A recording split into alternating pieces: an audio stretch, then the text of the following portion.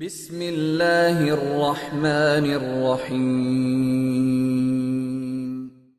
الحمد للہ وحدہ لا شریک لہ والصلاة والسلام علی من لا نبی بعدہ اما بعد فاعوذ باللہ من الشیطان الرجیم بسم اللہ الرحمن الرحیم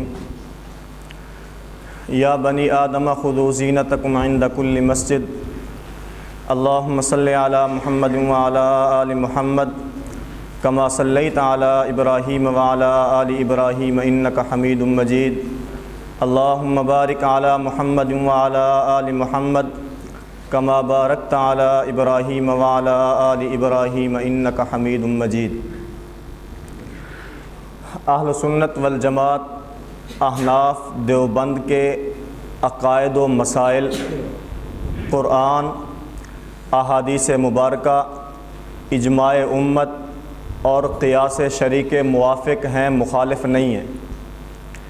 اہل سنت والجماعت کے عقائد و مسائل قرآن، احادیث، اجماع امت اور قیاس شرعی کے موافق ہیں، مخالف نہیں ہیں، بلکہ ادلہ شرعیہ سے ثابت ہیں۔ بسا اوقات بندہ بات سمجھتا نہیں ہے، اور بسا اوقات یہ ہوتا ہے کہ بندہ بات سمجھ لیتا ہے لیکن آگے سمجھا نہیں سکتا۔ اس لیے مسئلے کا سمجھنا بھی ضروری ہے، اور سمجھ کر اس کو آگے سمجھانا، اس کا فہم بھی ضروری ہے۔ انسان مسئلہ سمجھ لے اور آگے دوسرے کو نہ سمجھا سکے، اس کا بھی فائدہ نہیں ہے، اور سرے سے انسان کو خود ہی سمجھ میں نہ آئے، اس کا تو ویسے ہی کوئی فائدہ نہیں ہے۔ دعا ہے کہ اللہ رب العزت ہمیں فہم بھی عطا فرمائے اور افہام و تفہیم بھی عطا فرمائے، مسئلہ سمجھنے کی بھی توفیق عطا فرمائے، اور مسئلہ سمجھنے کے بعد اس کو آگے سمجھانے کی بھی توفیق عطا فرمائے۔ آج کی اس نشست میں ہمارا سبق ہے سر ڈھانپ کر نماز پڑھنا۔ سر ڈھانپ کر نماز پڑھنا ایک بنیادی خامی آپ حضرات نے ذہن نشین فرما لیں، وہ یہ ہے کہ بسا اوقات بندہ مسئلہ اپنا سمجھاتا ہے لیکن عنوان دوسرے کا اختیار کر لیتا ہے۔ مسئلہ اپنا ہوتا ہے لیکن عنوان دوسرے کا اختیار کر لیتا ہے۔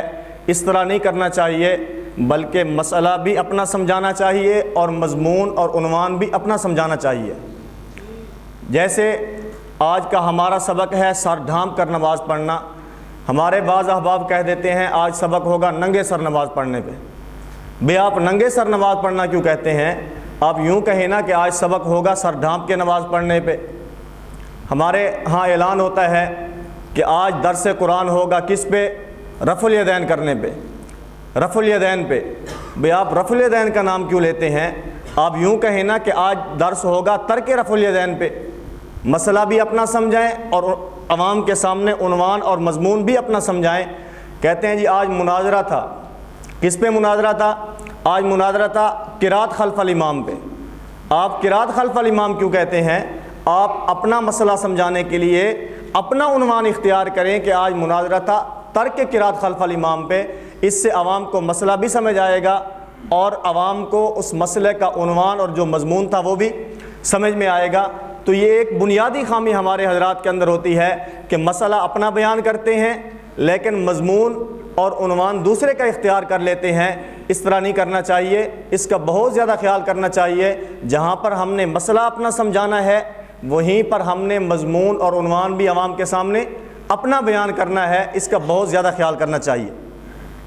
تو آج سبق کس چیز پہ ہے؟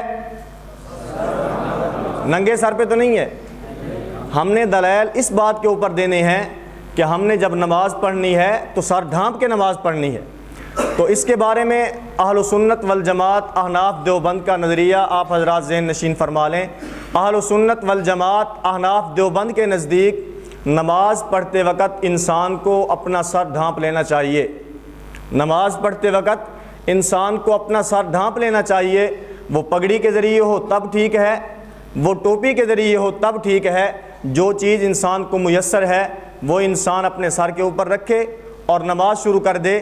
اس لیے اہل سنت والجماعت کے نزدیک نماز کے آداب میں سے یہ ہے، اہل سنت والجماعت کے نزدیک سنت یہ چیز ہے کہ جب انسان نماز پڑھے تو نماز پڑھتے وقت انسان کو اپنا سر ڈھانپ لینا چاہیے. پگڑی کے ذریعے ہو تب ٹھیک ہے, ٹوپی کے ذریعے ہو تب ٹھیک ہے. ہاں اگر کوئی مجبوری ہے, بامر مجبوری اس بات کی اجازت ہے کہ انسان ننگے سر نماز پڑھ سکتا ہے. مجبوری, انسان کو کپڑا میسر نہیں ہے, کپڑا مل نہیں رہا, تب بھی انسان ننگے سر نماز پڑھ سکتا ہے, مجبوری ہے. یا کوئی ایسی بیماری ہے جس بیماری کی وجہ سے انسان اپنے سر کے اوپر پگڑی رکھ نہیں سکتا, انسان اپنے سر کے اوپر ٹوپی رکھ نہیں سکتا, یہ ایک مجبوری, یہ علیحدہ چیز ہے. اگر مجبوری نہیں ہے, بلا مجبوری اگر انسان ننگے سر نماز پڑھتا ہے, اپنے سر کے اوپر پگڑی یا ٹوپی نہیں رکھتا, اس کو خلاف ادب, خلاف سنت اور مکروہ لکھا ہے فقہا نے. سر ڈھانپ کے نماز پڑھنا نماز کے آداب میں سے بھی ہے اور نبی کریم صلی اللہ علیہ وسلم کی سنت مبارکہ بھی ہے. اور اگر انسان بلا مجبوری بغیر کسی عذر کے ننگے سر نماز پڑھ لیتا ہے, سر کے اوپر پگڑی یا ٹوپی نہیں رکھتا, تو یہ خلاف ادب بھی ہے اور خلاف سنت بھی ہے. اور ایک اور بات ذہن کے اندر رکھیں کہ بسا اوقات ہمارے بعض احباب, غیر مقلدین کہہ لیں, ہمارے مخالفین کہہ لیں, وہ ہماری طرف نسبت کرتے ہوئے یہ کہہ دیتے ہیں کہ اہل سنت والجماعت کے نزدیک ان کا نظریہ اور مذہب یہ ہے, ان کا موقف یہ ہے کہ اگر کوئی آدمی اپنے سر کے اوپر پگڑی یا ٹوپی نہیں رکھتا بلکہ ننگے سر نماز پڑھتا ہے, وہ یہ کہتے ہیں کہ اہل سنت والجماعت کے نزدیک نماز بالکل باطل ہو جاتی ہے. یہ ہمارا موقف اور نظریہ نہیں ہے. ہمارا موقف اور نظریہ آپ حضرات اپنے ذہن کے اندر ذہن نشین فرما لیں کہ اہل سنت والجماعت کے نزدیک نماز پڑھتے وقت انسان کو اپنا سر ڈھانپ لینا چاہیے, پگڑی کے ذریعے ہو یا ٹوپی کے ذریعے ہو. ہاں اگر کوئی مجبوری ہے, انسان کے پاس کپڑا موجود نہیں ہے, یا اگر انسان کے پاس کپڑا موجود ہے لیکن سر کے اوپر کوئی ایسا زخم ہے جس کی وجہ سے انسان سر کے اوپر پگڑی اور ٹوپی نہیں رکھ سکتا, یہ مجبوری کی حالت ہے, اس کی گنجائش موجود ہے. لیکن اگر کپڑا بھی موجود ہے اور انسان کو کوئی ایسی بیماری بھی نہیں ہے کہ جس کی وجہ سے انسان اپنے سر کے اوپر کپڑا نہ رکھ سکے, اس کے باوجود اگر وہ انسان ننگے سر نماز پڑھتا ہے, یہ خلاف ادب بھی ہے اور خلاف سنت بھی ہے. موقف سمجھ میں آ گیا؟ دوبارہ دہرا دوں, اہل سنت والجماعت کے نزدیک نماز پڑھتے وقت اپنے سر کو ڈھانپ لینا چاہیے, پگڑی کے ذریعے ہو تب ٹھیک ہے, ٹوپی کے ذریعے ہو تب ٹھیک ہے. لیکن اگر کوئی مجبوری ہے, انسان کے پاس کپڑا موجود نہیں ہے یا کپڑا موجود ہے لیکن بیماری کی حالت کے اندر ہے, کپڑا سر پہ رکھ نہیں سکتا, اس حالت کے اندر ننگے سر نماز پڑھنے کی گنجائش اور اجازت موجود ہے. لیکن کوئی انسان کپڑا بھی موجود ہے, بیماری بھی نہیں ہے, اس کے باوجود اگر ننگے سر نماز پڑھتا ہے, یہ خلاف ادب, خلاف سنت اور مکروہ ہے. یہ مذہب صرف اہل سنت والجماعت احناف, مالکیہ, شوافع اور حنابلہ ہی کا نہیں ہے. اہل سنت والجماعت کے ان چاروں مذاہب کا, احناف ہوں, مالکیہ ہوں, شوافع ہوں یا حنابلہ ہوں, یہ چاروں حضرات اس بات کے اوپر متفق ہیں کہ نماز اپنے سر کو ڈھانپ کے پڑھنی چاہیے. صرف یہ ہمارا موقف نہیں ہے بلکہ غیر مقلدین کے, گزشتہ اکابرین, غیر مقلدین کے سابقہ علماء جو پہلے دور کے اندر گزرے ہیں, جو ان کی بنیاد بنتے ہیں, جنہوں نے اس فرقے کو شروع کیا ہے, وہ حضرات بھی یہ کہتے ہیں, ان کی کتابوں کے اندر بھی ان کا یہ نظریہ اور موقف موجود ہے کہ جب انسان نماز پڑھے تو نماز پڑھتے وقت انسان کو اپنا سر ڈھانپ لینا چاہیے. یہ صرف ہمارا موقف نہیں ہے بلکہ غیر مقلدین علماء کا بھی یہی موقف ہے. اسی طرح جو بعد کے اندر غیر مقلدین علماء آئے ہیں, جو بعد کے اندر حضرات آئے ہیں, انہوں نے اس کے اندر, اس رنگ کے اندر بھنگ ڈالی ہے اور انہوں نے ایک نئی ایجاد پیش کی ہے اور انہوں نے امت کے اندر اس مسئلے کے اندر اختلاف ڈال دیا ہے. اس میں ایک نام مفتی عبد الرحمن غیر مقلد کا ہے, اس نے ایک کتاب لکھی. کتاب کا نام کیا رکھا؟ کون کہتا ہے ننگے سر نماز نہیں ہوتی. کتاب کا عنوان ہی یہ ہے جس سے اختلاف پھیلتا ہوا نظر آتا ہے, کون کہتا ہے ننگے سر نماز نہیں ہوتی. اس کے اندر اس نے چند ایک عبارتیں نقل کی ہیں. اس میں سب سے پہلی عبارت اس نے کیا نقل کی؟ کہتا ہے ننگے سر نماز پڑھنا رسول اللہ صلی اللہ علیہ وسلم کی سنت ہے.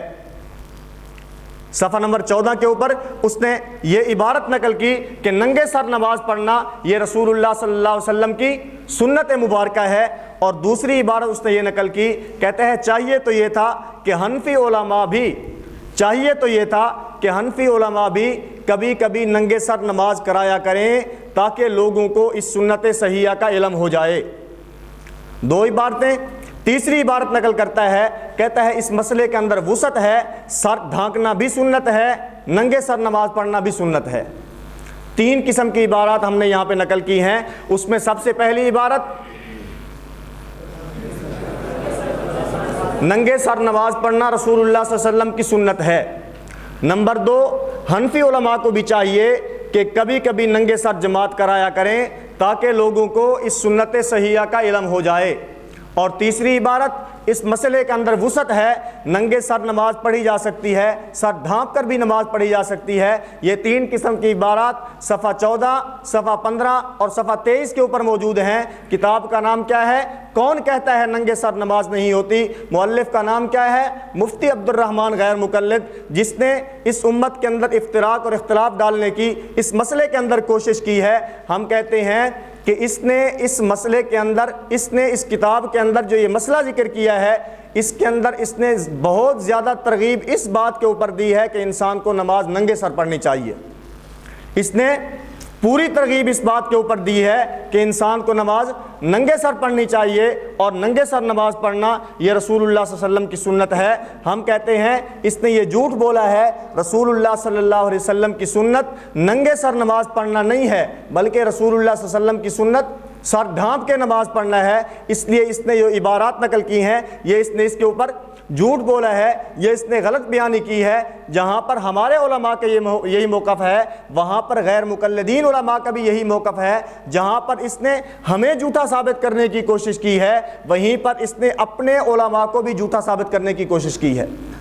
اس لیے انسان جب کوئی فتویٰ دے، انسان جب کسی قسم کی کوئی کلام اپنی زبان سے نکالے، انسان کو کلام کرنے سے پہلے سوچنا چاہیے کہ یہ میں فتویٰ دے رہا ہوں، میرا فتویٰ یہ صرف میرے مخالفین کے اوپر لگتا ہے، کہیں میرے گھر کے اوپر جا کے تو نہیں لگتا۔ اب ہم سوال یہ کرتے ہیں غیر مقلدین موجود علماء سے، تمہارے لیے مسئلہ یہ بن گیا ہے، تم یہ فیصلہ کرنے کے لیے اب ہم تم سے یہ سوال کرتے ہیں، تم ہمیں یہ بتاؤ تمہارے پہلے عالم سچے تھے یا تمہارا یہ مفتی عبد الرحمن سچا ہے؟ پہلے علماء نے لکھا کہ ننگے سر نماز نہیں پڑھنی چاہیے بلکہ سر ڈھانپ کے نماز پڑھنی چاہیے، اور مفتی عبد الرحمن غیر مقلد کہتا ہے ننگے سر نماز پڑھنا رسول اللہ صلی اللہ علیہ وسلم کی سنت ہے۔ اب گھر بیٹھ کے اندر فیصلہ کر لو تمہارے پہلے سچے تھے یا یہ سچا ہے۔ ہم کسی کو بلا تحقیق جھوٹا نہیں کہتے، ہم کسی کو بلا تحقیق جھوٹا نہیں کہتے۔ تم گھر بیٹھ کے اندر فیصلہ کر لو، گھر میں بیٹھ کے فیصلہ کر لو بھی ہمارے یہ نذیر حسین دہلوی صاحب سچے تھے، ہمارے یہ ثناء اللہ امرتسری صاحب سچے تھے، ہمارے یہ حضرات سچے تھے، یا بعد میں آنے والا مفتی عبد الرحمن سچا ہے جس نے یہ کتاب لکھ ماری ہے۔ کون کہتا ہے ننگے سر نماز نہیں ہوتی؟ ہم کسی کو بلا تحقیق جھوٹا نہیں کہتے۔ گھر میں بیٹھ کے فیصلہ کر لو، جو فیصلہ تمہارا آپس میں طے ہو ہمیں بتا دینا ہمارا یہ سچا ہے، ہم یہ جھوٹا ہے۔ بات ٹھیک ہے کہ غلط ہے؟ ہم کسی کے لیے فیصلہ نہیں کرتے، ہم کسی کے اوپر فتویٰ نہیں لگاتے۔ تم خود گھر بیٹھ کے تو یہ فیصلہ کر لو کہ کون تمہارا سچا ہے کون تمہارا جھوٹا ہے۔ یہ پہلی بات کہ غیر مقلدین علماء کے جو پہلے حضرات ہیں ان کا موقف یہ ہے کہ سر ڈھانپ کے نماز پڑھنی چاہیے، اور جو بعد کے اندر آنے والے حضرات ہیں انہوں نے اپنی کتابوں میں جا بجا یہ لکھا ہے کہ ننگے سر نماز پڑھنا رسول اللہ صلی اللہ علیہ وسلم کی سنت ہے۔ ہم کہتے ہیں اگر نبی کریم صلی اللہ علیہ وسلم سے کبھی کبھار ننگے سر نماز پڑھنا ثابت ہو بھی صحیح، اگر کبھی کبھار نبی کریم صلی اللہ علیہ وسلم سے ننگے سر نماز پڑھنا ثابت ہو بھی صحیح، تو ہم اس کو حدیث تو کہہ سکتے ہیں لیکن سنت نہیں کہہ سکتے۔ آپ حضرات نے ہمارے محترم صاحب کا بیان سنا ہے اس دن، حدیث اور سنت میں کیا فرق ہے۔ حدیث وہ ہوتی ہے جو نبی کریم صلی اللہ علیہ وسلم نے وہ عمل کیا ہو لیکن صحابہ کرام نے اس عمل کو آگے نقل نہیں کیا، اپنے قول سے بھی اپنے عمل سے بھی حدیث ہمارے پاس موجود ہے، لیکن یہ نبی کریم صلی اللہ علیہ وسلم کا ہمیشگی والا عمل نہیں ہے، رسول اللہ صلی اللہ علیہ وسلم نے یہ عمل ہمیشہ نہیں کیا۔ اور سنت وہ ہوتی ہے الطریقۃ المسلوکۃ فی الدین، الطریقۃ المسلوکۃ فی الدین، وہ مسئلہ جو صحابہ کرام رضوان اللہ تعالیٰ علیہم اجمعین نے نبی کریم صلی اللہ علیہ وسلم سے سنا ہے یا نبی کریم صلی اللہ علیہ وسلم کو کرتے ہوئے دیکھا ہے اور اس مسئلے کو آگے نقل کر دیا ہے۔ جو مسئلہ صحابہ کرام نے حضور صلی اللہ علیہ وسلم سے پڑھا، نبی کریم صلی اللہ علیہ وسلم سے سنا، نبی کریم صلی اللہ علیہ وسلم کو کرتے ہوئے دیکھا اور پھر اس کو آگے شاگردوں تک منتقل کر دیا ہے، اس کے اوپر خود بھی عمل کیا ہے، وہ سنت ہے۔ جو نبی کریم صلی اللہ علیہ وسلم نے ہمیشہ عمل فرمایا ہو وہ سنت ہے۔ جو نبی کریم صلی اللہ علیہ وسلم کا زندگی کا آخری معمول ہو وہ سنت ہے۔ جس کو نبی کریم صلی اللہ علیہ وسلم نے کبھی ترک نہ کیا ہو اس کو سنت کہا جا سکتا ہے۔ لیکن اگر کوئی عمل ایسا ہے جو نبی کریم صلی اللہ علیہ وسلم سے ثابت تو ہے، نبی کریم صلی اللہ علیہ وسلم نے وہ عمل فرمایا ہے لیکن اس پہ ہمیشگی نہیں فرمائی، کبھی کبھار وہ عمل کیا ہے، ہم اس کو حدیث تو کہہ سکتے ہیں لیکن سنت نہیں کہہ سکتے۔ اس کی بہت ساری مثالیں موجود ہیں، میرا یہ عنوان نہیں، بہت ساری اس کی مثالیں موجود ہیں۔ آپ حضرات کتابیں کھول کے دیکھ سکتے ہیں کہ نبی کریم صلی اللہ علیہ وسلم سے بہت سارے اعمال ثابت ہیں لیکن امت کے لیے اس کا کرنا جائز نہیں ہے۔ امت کے لیے کرنا یا بالکل جائز نہیں ہے، یا اگر جائز ہے تو ضرورت کے درجے کے اندر جائز ہے، مجبوری کے عالم کے اندر جائز ہے، ہمیشہ کرنا امت کے لیے جائز نہیں ہے۔ اس لیے اگر نبی کریم صلی اللہ علیہ وسلم نے کبھی کبھی ننگے سر نماز پڑھی بھی ہے تو اس کو ہم حدیث تو کہہ سکتے ہیں لیکن سنت نہیں کہہ سکتے۔ دوسری بات یہ ذہن نشین فرمائیں کہ بسا اوقات ایک مسئلہ اصولی نہیں ہوتا، ایک مسئلہ اصولی نہیں ہوتا لیکن مخالف اس کو اصولی بنا دیتا ہے۔ بسا اوقات ایک مسئلہ اہمیت کا حامل نہیں ہوتا لیکن مخالف اس کو اہمیت کا حامل بنا دیتا ہے۔ اگر مسئلہ اصولی نہ ہو لیکن مخالف اس کو اصولی بنا دے تو اس کا رد بھی ویسے کرنا چاہیے جیسے ایک اصولی مسئلے کا رد ہونا چاہیے۔ جیسے ایک اصولی مسئلے کا رد ہوتا ہے اس کا رد بھی اسی طرح کرنا چاہیے۔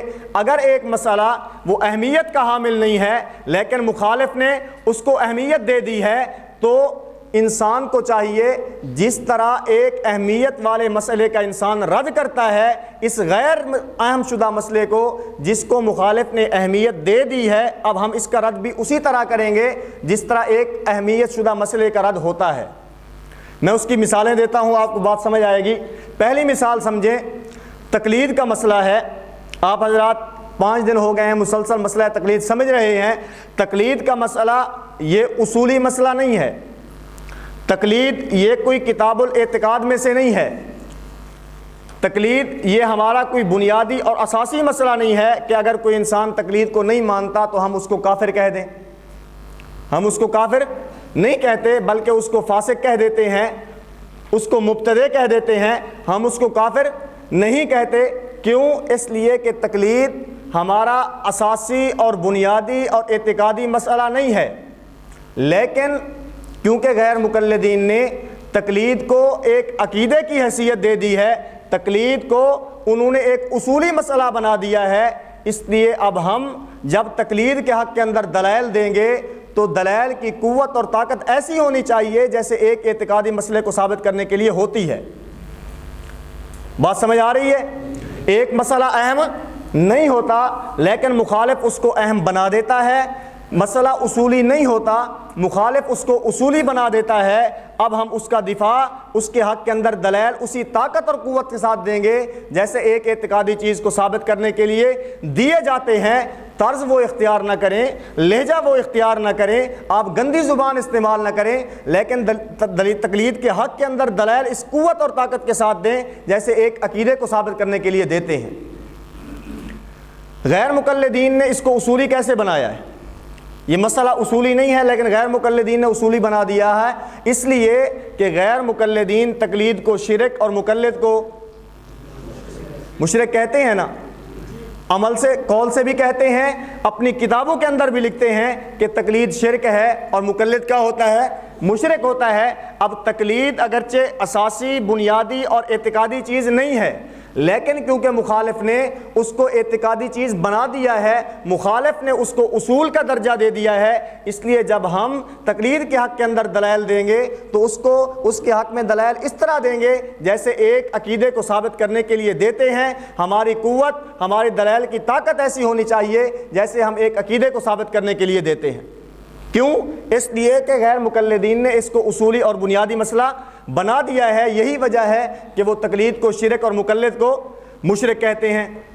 دوسری مثال سمجھیں، ہمارے شیخ حضرت مولانا محمد الیاس گمن دامت برکاتہم فرماتے ہیں کہ جس وقت میں نے فضائل اعمال کا دفاع کرنا شروع کیا، جب میں نے فضائل اعمال کا دفاع کرنا شروع کیا، ہمارے مخالفین کی طرف سے فضائل اعمال کے اوپر اعتراضات آئے، اس کی عبارات کے اوپر اعتراضات آئے، تو میں نے اس کا دفاع کرنا شروع کیا۔ ہمارے بعض حضرات نے مجھے فرمایا، ہمارے بعض حضرات میں سے مجھے کسی نے فرمایا کہ آپ اس فضائل اعمال کے دفاع پہ اتنا زور کیوں لگا رہے ہیں، حالانکہ فضائل اعمال ہماری کوئی اعتقادی اور اصولی کتاب نہیں ہے۔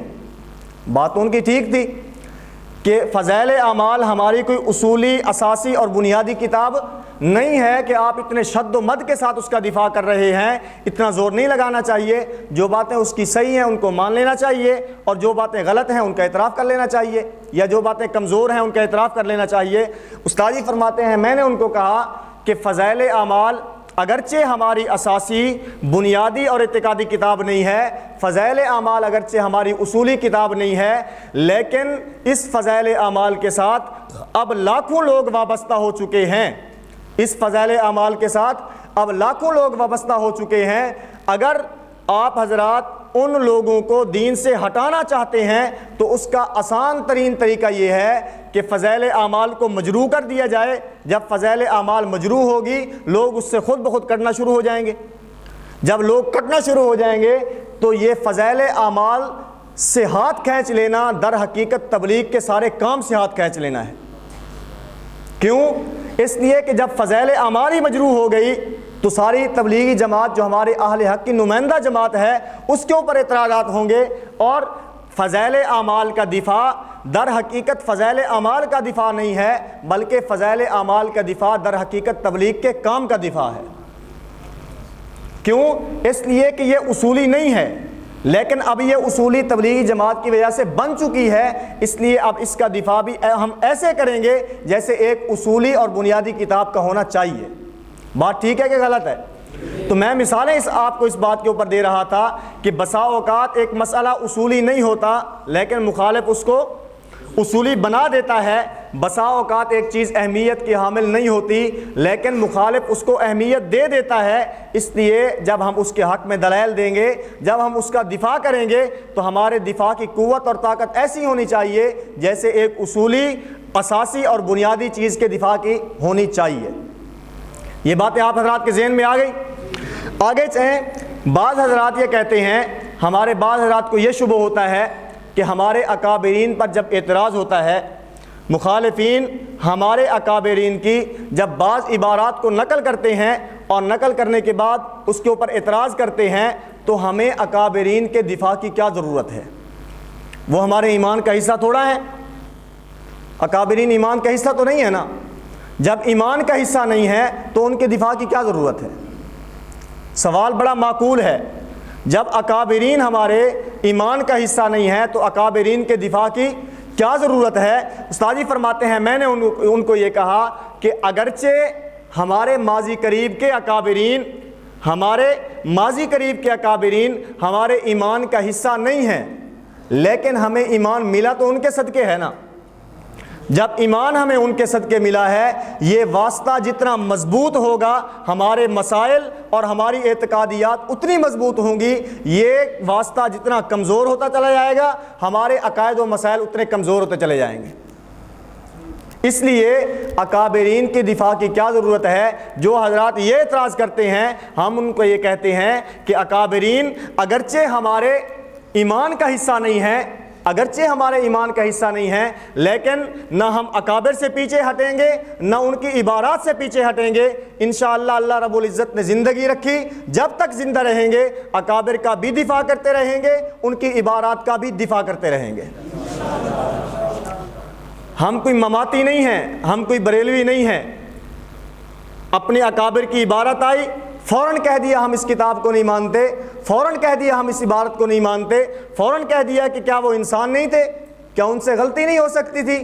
استاد جی اس کے بارے میں بڑا ایک پیارا جملہ ارشاد فرماتے ہیں۔ استاد جی فرماتے ہیں کہ میں یہ کہتا ہوں جس نے ہمارے اکابر کو پڑھا ہے، جس نے اکابرین علماء دیوبند کو پڑھا ہے اور پڑھنے کے بعد سمجھا ہے، پڑھا بھی ہے اور ان کو سمجھا بھی ہے، وہ یہ کہتا ہے کہ صرف وہی انسان تھے۔ جس نے پڑھا ہے اور پڑھنے کے بعد سمجھا ہے وہ کہتا ہے صرف وہی انسان تھے، اور جس نے پڑھا نہیں ہے یا پڑھنے کے بعد سمجھا نہیں ہے وہ کہتا ہے کیا وہ انسان نہیں تھے۔ اب یہ کیا سمجھانا چاہتا ہے اپنے اس لہجے سے؟ یہ بتانا چاہتا ہے کہ ہمارے اکابر ہمارے ایمان کا حصہ نہیں ہیں، اس لیے اگر ان کی کوئی کمزور بات آ جاتی ہے یا کوئی ایسی عبارت آ جاتی ہے جو ہماری سمجھ میں نہیں آتی، ہمیں اکابر کو چھوڑ دینا چاہیے، یا ان کی اس عبارت کو چھوڑ دینا چاہیے، یا ان کی اس کتاب کو چھوڑ دینا چاہیے۔ ہم نہ عبارت کو چھوڑتے ہیں، نہ اکابرین کی کتاب کو چھوڑتے ہیں، نہ ہم اکابرین کی ذات کو چھوڑتے ہیں۔ ہم نے ان کی ذات کا بھی دفاع کرنا ہے، انشاءاللہ ان کی بات کا بھی دفاع کرنا ہے۔ اور اس کے بارے میں استاد جی فرماتے ہیں کہ میں سکول کے طالب علم اور مدرسے کے طالب علم کے اندر بنیادی فرق یہ سمجھتا ہوں کہ مدرسے کا فاسق طالب علم سکول اور یونیورسٹی کے ولی طالب علم سے بہتر ہے۔ مدرسے کا فاسق طالب علم سکول اور یونیورسٹی کے ولی طالب علم سے بہتر ہے۔ اس کی وجہ یہ ہے کہ اگر یہ طالب علم جو مدرسے کا طالب علم ہے، جب مخالف نے اس کے سامنے کوئی عبارت پیش کی ہے، جب مخالف نے اس کے سامنے کوئی دلیل پیش کی ہے، جب مخالف نے اس کے سامنے کوئی حدیث یا قرآن کریم کی کوئی آیت پیش کی ہے، یہ اس آیت کو دیکھ کر، یہ اس حدیث کو دیکھ کر، یہ اس دلیل کو دیکھ کر اپنا مسلک نہیں بدلتا۔ کیوں؟ اس لیے کہ یہ سمجھتا ہے کہ میں نے اس مسئلے پر دلیل اپنی درسگاہ میں اپنے استادوں سے پڑھی ہے، اگرچہ مجھے یہ حدیث اور یہ دلیل یاد نہیں ہے، اس لیے جب اس کو دلیل پیش کی جاتی ہے یہ اپنا مسلک نہیں بدلتا بلکہ اپنے مسلک کے اوپر قائم رہتا ہے۔ تو بات سمجھ آ رہی ہے؟ اس لیے کہ یہ حدیث اور دلیل دیکھ کر اپنا مسلک نہیں بدلتا، اس کے مسلک بدلنے کے چانس کم ہوتے ہیں بامقابلہ اس کے کہ اگر اس کے سامنے کوئی دلیل یا حدیث پیش کر دی جائے تو وہ اپنا مسلک جلدی بدل لیتا ہے۔ اس لیے میں اس کو اس سے بہتر سمجھتا ہوں۔ جب مخالف اعتراض کرتا ہے اور ہم فوراً کہہ دیتے ہیں کہ کیا ہمارے اکابر کو یہ بات سمجھ میں نہیں آئی، کیا ہمارے اکابر کو چھوٹے تھے، کیا تیرا عقل ان سے زیادہ ہے، کیا تیرا علم ان سے زیادہ ہے، یہ اس کے اعتراض کا جواب نہیں ہے۔ اس نے آپ کے اکابر کی عبارت پیش کی ہے اور اس پہ اعتراض کیا ہے۔ آپ کو یہ چاہیے کہ آپ اس عبارت کا جواب دیں، بجائے اس کے کہ آپ اس کو یہ کہتے ہیں کہ ہمارے اکابر بڑے تھے، بہت بڑے تھے، ہماری سوچ سے بھی بڑے تھے، لیکن جو اس نے اعتراض کیا ہے یہ اس کے اعتراض کا جواب نہیں ہے۔ اس کے اعتراض کا جواب اس کے لیے یہ کورس ہوتے ہیں، آپ کو 12 دن کے لیے یہاں بلایا ہے، آپ کے اکابرین کی، ہمارے اکابرین کی اگر کوئی ایسی عبارات ہیں جس پہ مخالف اعتراض کرتا ہے، اگرچہ وہ قابل اعتراض نہیں ہوتی، اس کو یہ بات سمجھ میں نہیں آتی اس لیے وہ اعتراض کر گزرتا ہے، ان کی عبارات کے جوابات دیے جاتے ہیں، ان کی عبارات کو صاف کیا جاتا ہے اور ان کی عبارات کا اصل جو مطلب ہے وہ سمجھایا جاتا ہے۔ مثال کے طور پہ ایک اعتراض ایسا ہے جو قرآن کریم کی ایک آیت مبارکہ کے اوپر ہوتا ہے۔ اللہ رب العزت نے قرآن کریم میں فرمایا فَإِنْ آمَنُوا بِمِثْلِ مَا آمَنْتُمْ بِهِ فَقَدِ اهْتَدَوْا۔ ایمان والوں کو کہا گیا کہ تمہارا ایمان ایسا ہو جیسا ایمان کس کا؟ صحابہ کا۔ اب میں آپ سے یہ سوال کرتا ہوں، کیا ہمارا ایمان ویسا ہو سکتا ہے جیسے صحابہ کا ایمان تھا؟ جب نہیں ہو سکتا، اس آیت کا مطلب کیا ہے؟ اللہ تو فرماتے ہیں کہ تمہارا ایمان ویسا ہونا چاہیے جیسے ایمان صحابہ کا تھا۔ جب ہمارا ایمان صحابہ جیسا نہیں ہو سکتا تو اس آیت کا مطلب کیا ہے؟ اب جب اس نے اعتراض کرنا ہے ہم نے پھنس جانا ہے۔ کیوں؟ اس لیے کہ ہماری تیاری نہیں ہے۔ مخالف تیاری کرتا ہے، ہم تیاری نہیں کرتے۔ وہ اپنی عبارات کو رٹتا ہے، اپنے علماء کے پاس جاتا ہے، ان سے سوالات سیکھتا ہے، ہمارے اوپر اعتراضات کرتا ہے۔ جب مخالف اعتراض کرتا ہے پھر ہم دوڑتے ہیں، پھر ہم بھاگتے ہیں کہ اس کا جواب لو، اس کا جواب لو، اس کا جواب لو۔ اس میں مجھے ایک واقعہ یاد آیا۔ حضرت مولانا علامہ علی شیر حیدری شہید رحمۃ اللہ علیہ، حضرت نے حضرت اکاڑوی رحمۃ اللہ علیہ سے پوچھا کہ حضرت آپ کو غیر مقلدیت پہ اتنا عبور کیسے حاصل ہوا؟ آپ کو غیر مقلدیت پہ اتنا عبور کیسے حاصل ہوا؟ آپ اتنی سیر حاصل گفتگو کرتے ہیں، ان کے ہر اعتراض کا جواب دیتے ہیں، ان کے ہر سوال کو صاف کر دیتے ہیں، آپ کو اتنا علم کیسے حاصل ہوا؟ تو حضرت نے فرمایا، حضرت اکاڑوی رحمۃ اللہ علیہ نے فرمایا کہ آپ غیر مقلدین کے محلے میں گھر لے لیں، 1 مہینے کے بعد آپ بھی ان کے سوالات اور جوابات سیکھ جائیں گے۔ ان کے محلے میں گھر لے لیں، آپ کو بھی ان کے خلاف علم حاصل ہو جائے گا، آپ بھی سیر حاصل گفتگو کر سکیں گے۔ کیوں؟ اس لیے کہ غیر مقلدین کی یہ عادت ہے کہ وہ خاموش نہیں رہ سکتے، عورتوں کی طرح وہ خاموش نہیں رہ سکتے، ان کو بولنے کی عادت ہوتی ہے۔ بس میں بیٹھیں گے، ریل گاڑی میں بیٹھیں گے، جہاز میں بیٹھیں گے، جس جگہ پہ وہ بیٹھیں گے جہاں پہ 4 آدمی موجود ہیں، غیر مقلد اگر وہاں پہ آ گیا اس نے اپنا مسئلہ چھیڑ دینا ہے۔ جب اس نے مسئلہ چھیڑنا ہے پھر ہم نے پتلی گلی لے لینی ہے اور وہاں سے نکل جانا ہے۔ یہ آپ کی حالت نہیں ہے، ہماری حالت بھی یہ ہوتی تھی۔ جب تک ہم نے ان کے بارے میں پڑھا نہیں ہے، جب تک ہم نے ان کے اس دجل و فریب کو سمجھا نہیں ہے، ہر عالم کی، ہر عام آدمی کی یہی حالت ہوتی ہے۔ جب وہ سوال کرتا ہے ہم پریشان ہو جاتے ہیں، لیکن جب انسان ان کے خلاف گفتگو کرنے کا طریقہ حاصل کر لیتا ہے، ان کے خلاف گفتگو کرنے کا طریقہ سیکھ لیتا ہے، پھر حالت یہ ہوتی ہے کہ وہ آگے آگے ہوتے ہیں اور ہم پیچھے پیچھے ہوتے ہیں۔ پہلے ہم بھی بس کے اندر بیٹھتے تھے، ہم بھی گاڑی کے اندر بیٹھتے تھے تو خاموشی سے اپنی آنکھیں بند کریں اور سونے لگ جاتے تھے۔ کیوں؟ اس لیے کہ ہمیں پتہ ہے اس نے خاموش رہنا نہیں ہے، ہمیں جواب آنا نہیں ہے، اس نے اعتراض کرنا ہے، ہم نے پریشان ہونا ہے۔ لیکن جب ہمیں ان سے گفتگو کرنے کا طریقہ آ گیا، جب ہمیں ہمارے اوپر ہمارا مسئلہ کھل گیا ہے، ہمارا شرح صدر ہو گیا ہے، اب ہم ان سے بات کرنے کے لیے تیار ہیں۔ اب حالت یہ ہوتی ہے ہم بات چھیڑتے ہیں اور وہ پتلی گلی اختیار کرتے ہیں۔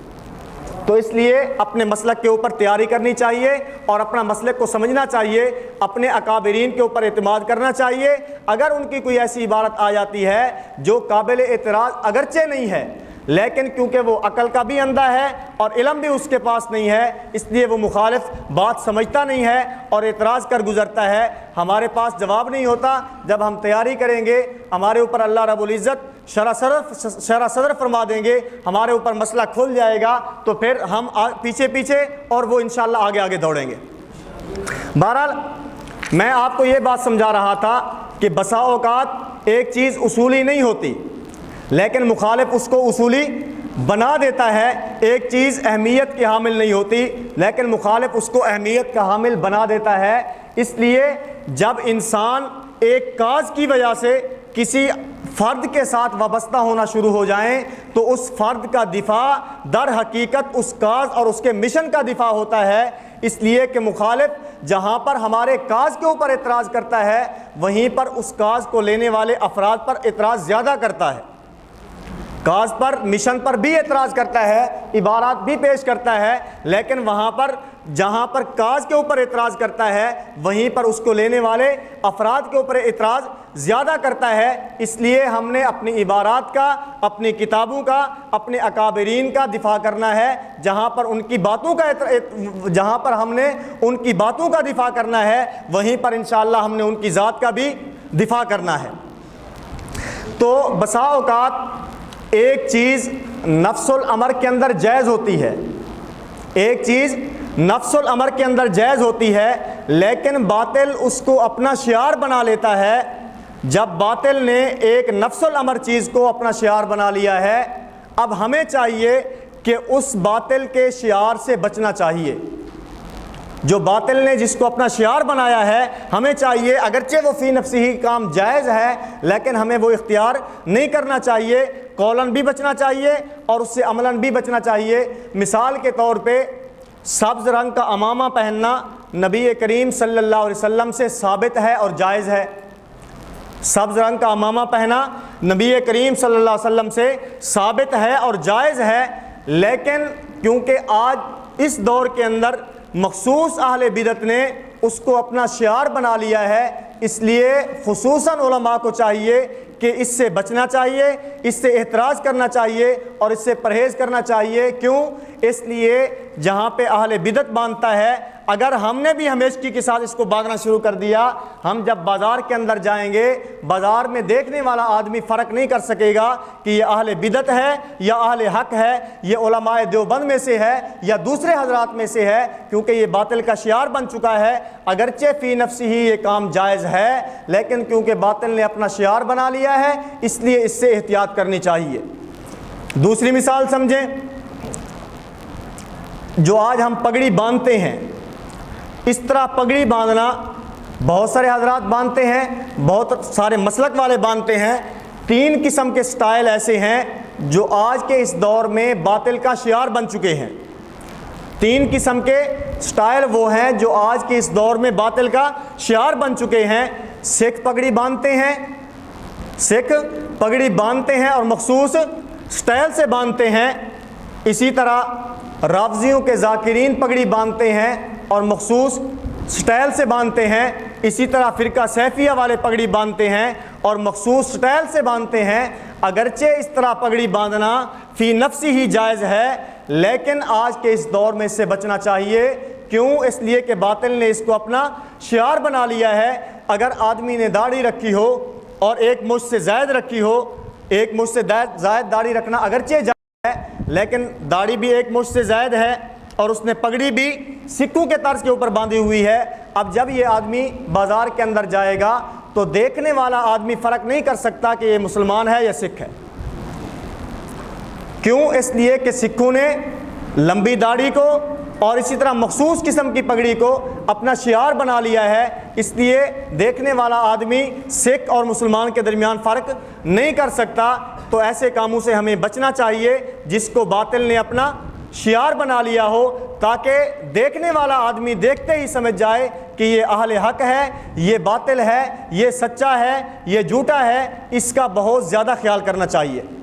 تو بہرحال آج کا ہمارا مسئلہ سر ڈھانپ کے نماز پڑھنا، یہ ساری تمہید میں نے آپ کو سمجھائی اس لیے ہے کہ آپ کے سامنے یہ مسئلہ کھل جائے اور آپ کو یہ بات سمجھ میں آ جائے، جس طرح فی نفسی ہی ایک کام کرنا جائز ہوتا ہے، لیکن کیونکہ وہ باطل کا شعار بن چکا ہوتا ہے اس سے بچنا چاہیے۔ اسی طرح ننگے سر پھرنا، ننگے سر نماز پڑھنا آج کل غیر مقلدین نے اپنا شعار بنا لیا ہے۔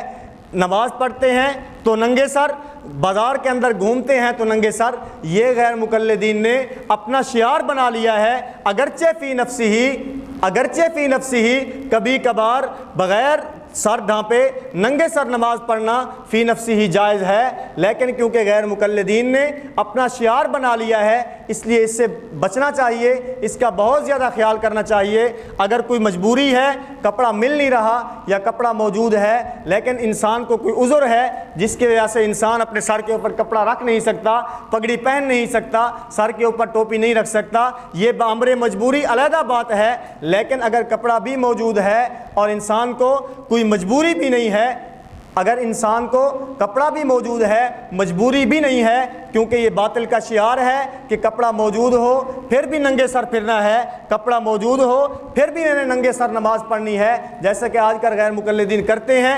گھر سے چلیں گے سر کے اوپر ٹوپی ہوگی، گھر سے چلیں گے سر کے اوپر پگڑی ہوگی، مسجد میں پہنچیں گے نماز شروع کرنے لگیں گے، ٹوپی کو اٹھا کر پھینک دیں گے، سر سے پگڑی کو اتار کر نیچے رکھ دیں گے اور ننگے سر نماز پڑھنا شروع کر دیں گے۔ آج کل غیر مقلدین نے اس کو اپنا شعار بنا لیا ہے، تو اس لیے اس کا بہت زیادہ خیال کرنا چاہیے۔ تو بعض چیزیں نفس الامر کے اندر جائز ہوتی ہیں لیکن اس کا خیال کرنا چاہیے۔ کیوں؟ اس لیے آپ کہیں گے کہ یہ بات جب فی نفسی ہی جائز ہے، اس طرح کرنا جائز ہے، تو خیال کیوں کرنا چاہیے، اس سے بچنا کیوں چاہیے؟ فقہا نے ایک ضابطہ لکھا ہے ما یعرف ولا یعرف. فقہا کی کتابوں کے اندر یہ ضابطہ موجود ہے ما یعرف ولا یعرف. بعض چیزیں ایسی ہوتی ہیں جو فی نفسی ہی جائز ہوتی ہیں، انسان کو ان کا علم ہونا چاہیے، لیکن فی نفسی ہی جائز ہونے کے باوجود دوسروں کو بتانا وہ جائز نہیں ہوتا. خود اس کا علم حاصل کرنا وہ ٹھیک ہوتا ہے، خود انسان کو اس کا علم ہونا چاہیے، لیکن دوسروں کو بتانا وہ ٹھیک نہیں ہوتا. امام بخاری رحمۃ اللہ علیہ نے بخاری شریف میں غالباً باب حفظ العلم کے تحت ایک حدیث مبارکہ نقل کی ہے. سیدنا ابو ہریرہ رضی اللہ تعالیٰ عنہ فرماتے ہیں کہ میں نے نبی کریم صلی اللہ تعالیٰ علیہ وسلم سے دو قسم کے علم لیے ہیں. ایک علم وہ ہے جو میں نے آپ کو بتا دیا ہے، اور ایک علم وہ ہے اگر میں آپ کو بتا دوں لقطع ھذا الحلقوم، مجھے اس قوم سے خطرہ ہے، اگر میں نے وہ علم بتا دیا تو یہ میرا گلا کاٹ ڈالیں گے. اور یہ کہیں گے کہ ابو ہریرہ کیسی باتیں کرتا ہے. اب اگرچہ فی نفسی ہی وہ چیزیں جائز تھیں، فی نفسی ہی ان چیزوں کا علم یہ جائز تھا، اس لیے نبی کریم صلی اللہ علیہ وسلم نے امت کو بتا دیے ہیں، لیکن حضرت ابو ہریرہ ان کو آگے نقل کیوں نہیں کر رہے؟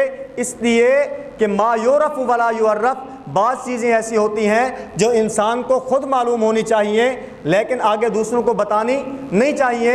بعض چیزیں ایسی ہوتی ہیں جس کا علم علماء کو ہونا چاہیے، عوام الناس کے سامنے وہ باتیں نہیں بتانی چاہیے. جیسے کہ سیدنا ابو ہریرہ رضی اللہ تعالیٰ عنہ کی اس حدیث مبارکہ سے معلوم ہوا کہ ابو ہریرہ نے نبی کریم صلی اللہ علیہ وسلم سے دو قسم کے علوم تو لے لیے ہیں، لیکن امت کے سامنے اپنا ایک علم پیش کیا ہے اور دوسرا علم پیش کرنے سے ہچکچا رہے ہیں اور آگے دلیل دے رہے ہیں. اگر میں نے پیش کر دیا لقطع ھذا الحلقوم، مجھے خطرہ ہے کہیں لوگ میرا گلا نہ کاٹ ڈالیں.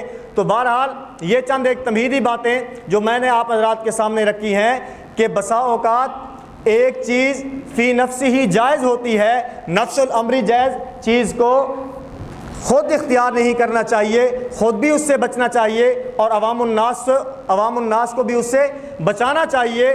خود اس کا علم حاصل کریں لیکن عوام الناس کے سامنے اس کو بیان نہ کریں تاکہ لوگ جو ہیں وہ اشتباہ کے اندر نہ پڑ جائیں، لوگ پریشانی کے عالم کے اندر نہ ہو جائیں. اسی طرح ننگے سر نماز پڑھنا فی نفسی ہی اگرچہ جائز ہو، نبی کریم صلی اللہ علیہ وسلم سے اگرچہ ثابت ہے، لیکن کیونکہ ننگے سر پھرنے کو، ننگے سر نماز پڑھنے کو آج کل غیر مقلدین نے اپنا شعار بنا لیا ہے، اس لیے جس کو باطل اپنا شعار بنا لے ان چیزوں سے بچنا چاہیے اور اس سے پرہیز کرنا چاہیے. تو اہل سنت والجماعت کا موقف میں نے آپ حضرات کے سامنے پیش کیا کہ اہل سنت والجماعت کہتے ہیں جس وقت انسان نماز شروع کرے، نماز شروع کرنے سے پہلے انسان کو اپنا ساتھ ڈھانپ لینا چاہیے. وہ ٹوپی کے ذریعے ہو تب ٹھیک ہے، پگڑی کے ذریعے ہو تب ٹھیک ہے. اگر کوئی مجبوری ہے، کپڑا موجود نہیں ہے، اگر کپڑا موجود ہے لیکن انسان کے سر کے اوپر کوئی ایسا زخم ہے جس کی وجہ سے انسان پگڑی سر پہ نہیں رکھ سکتا، جس کی وجہ سے انسان ٹوپی نہیں پہن سکتا، تو اس حالت کے اندر اجازت ہے. اور میں نے آپ کے سامنے یہ عرض کیا کہ اہل سنت والجماعت احناف، مالکیہ، شوافع اور حنابلہ یہ چاروں مذاہب اس بات کے اوپر متفق ہیں کہ پگڑی اور ٹوپی کے ساتھ نماز پڑھنا یہ سنت اور مستحب ہے. ننگے سر نماز نہیں پڑھنی چاہیے، یہ خلاف ادب ہے، یہ خلاف سنت اور مکروہ ہے.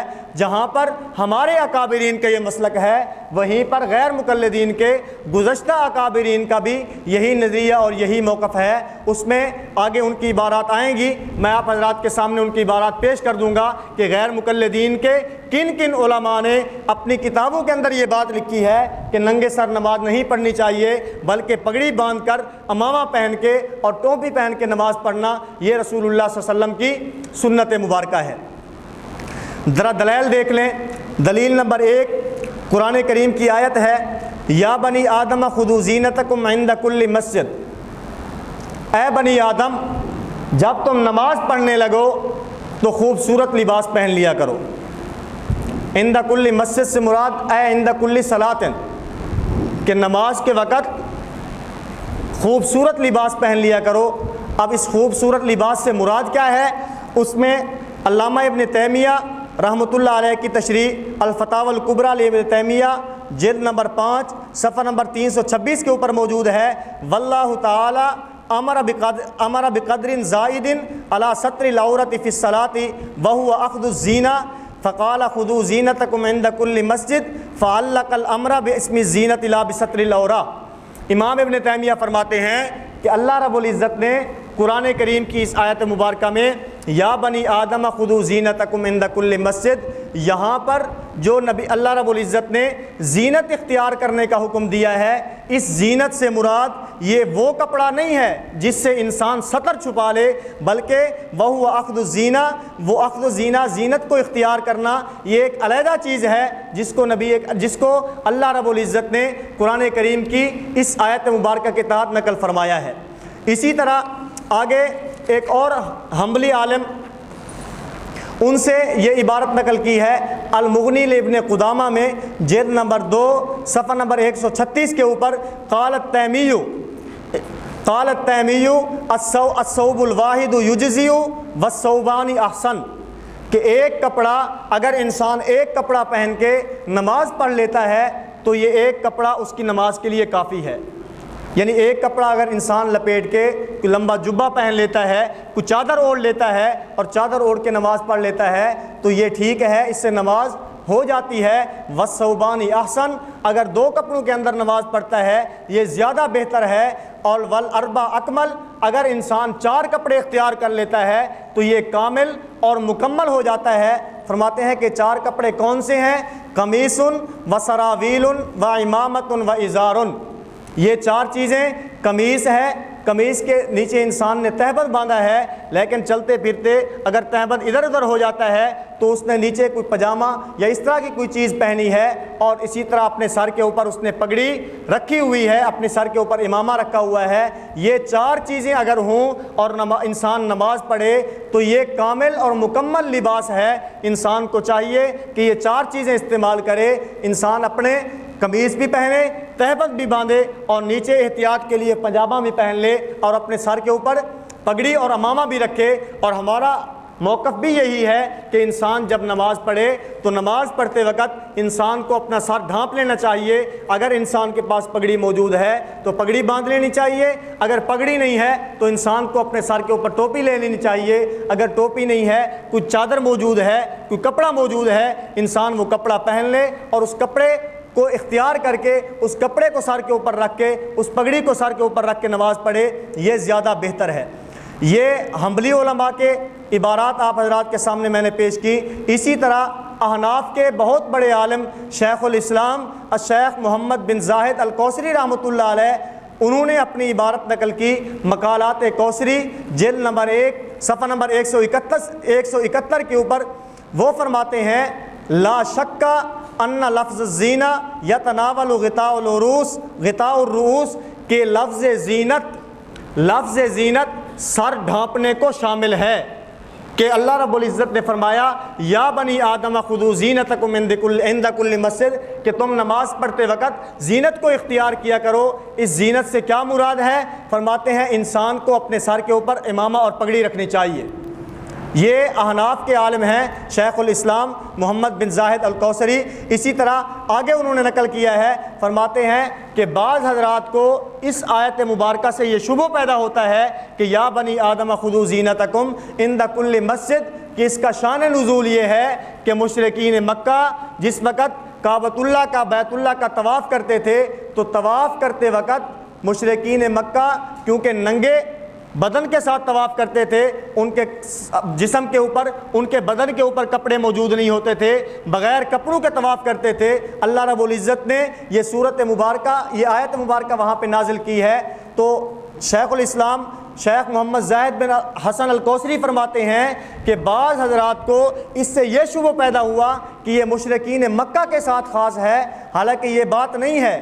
بہت ساری جگہ کے اوپر یہ ہوتا ہے کہ قرآن کریم کی کوئی آیت مبارکہ اترتی ہے یا نبی کریم صلی اللہ علیہ وسلم کوئی حکم ارشاد فرماتے ہیں، اگرچہ وہ ایک خاص سبب، اگرچہ وہ ایک خاص واقعے کے متعلق نازل ہوتی ہے، لیکن اس کے اندر عموم ہوتا ہے۔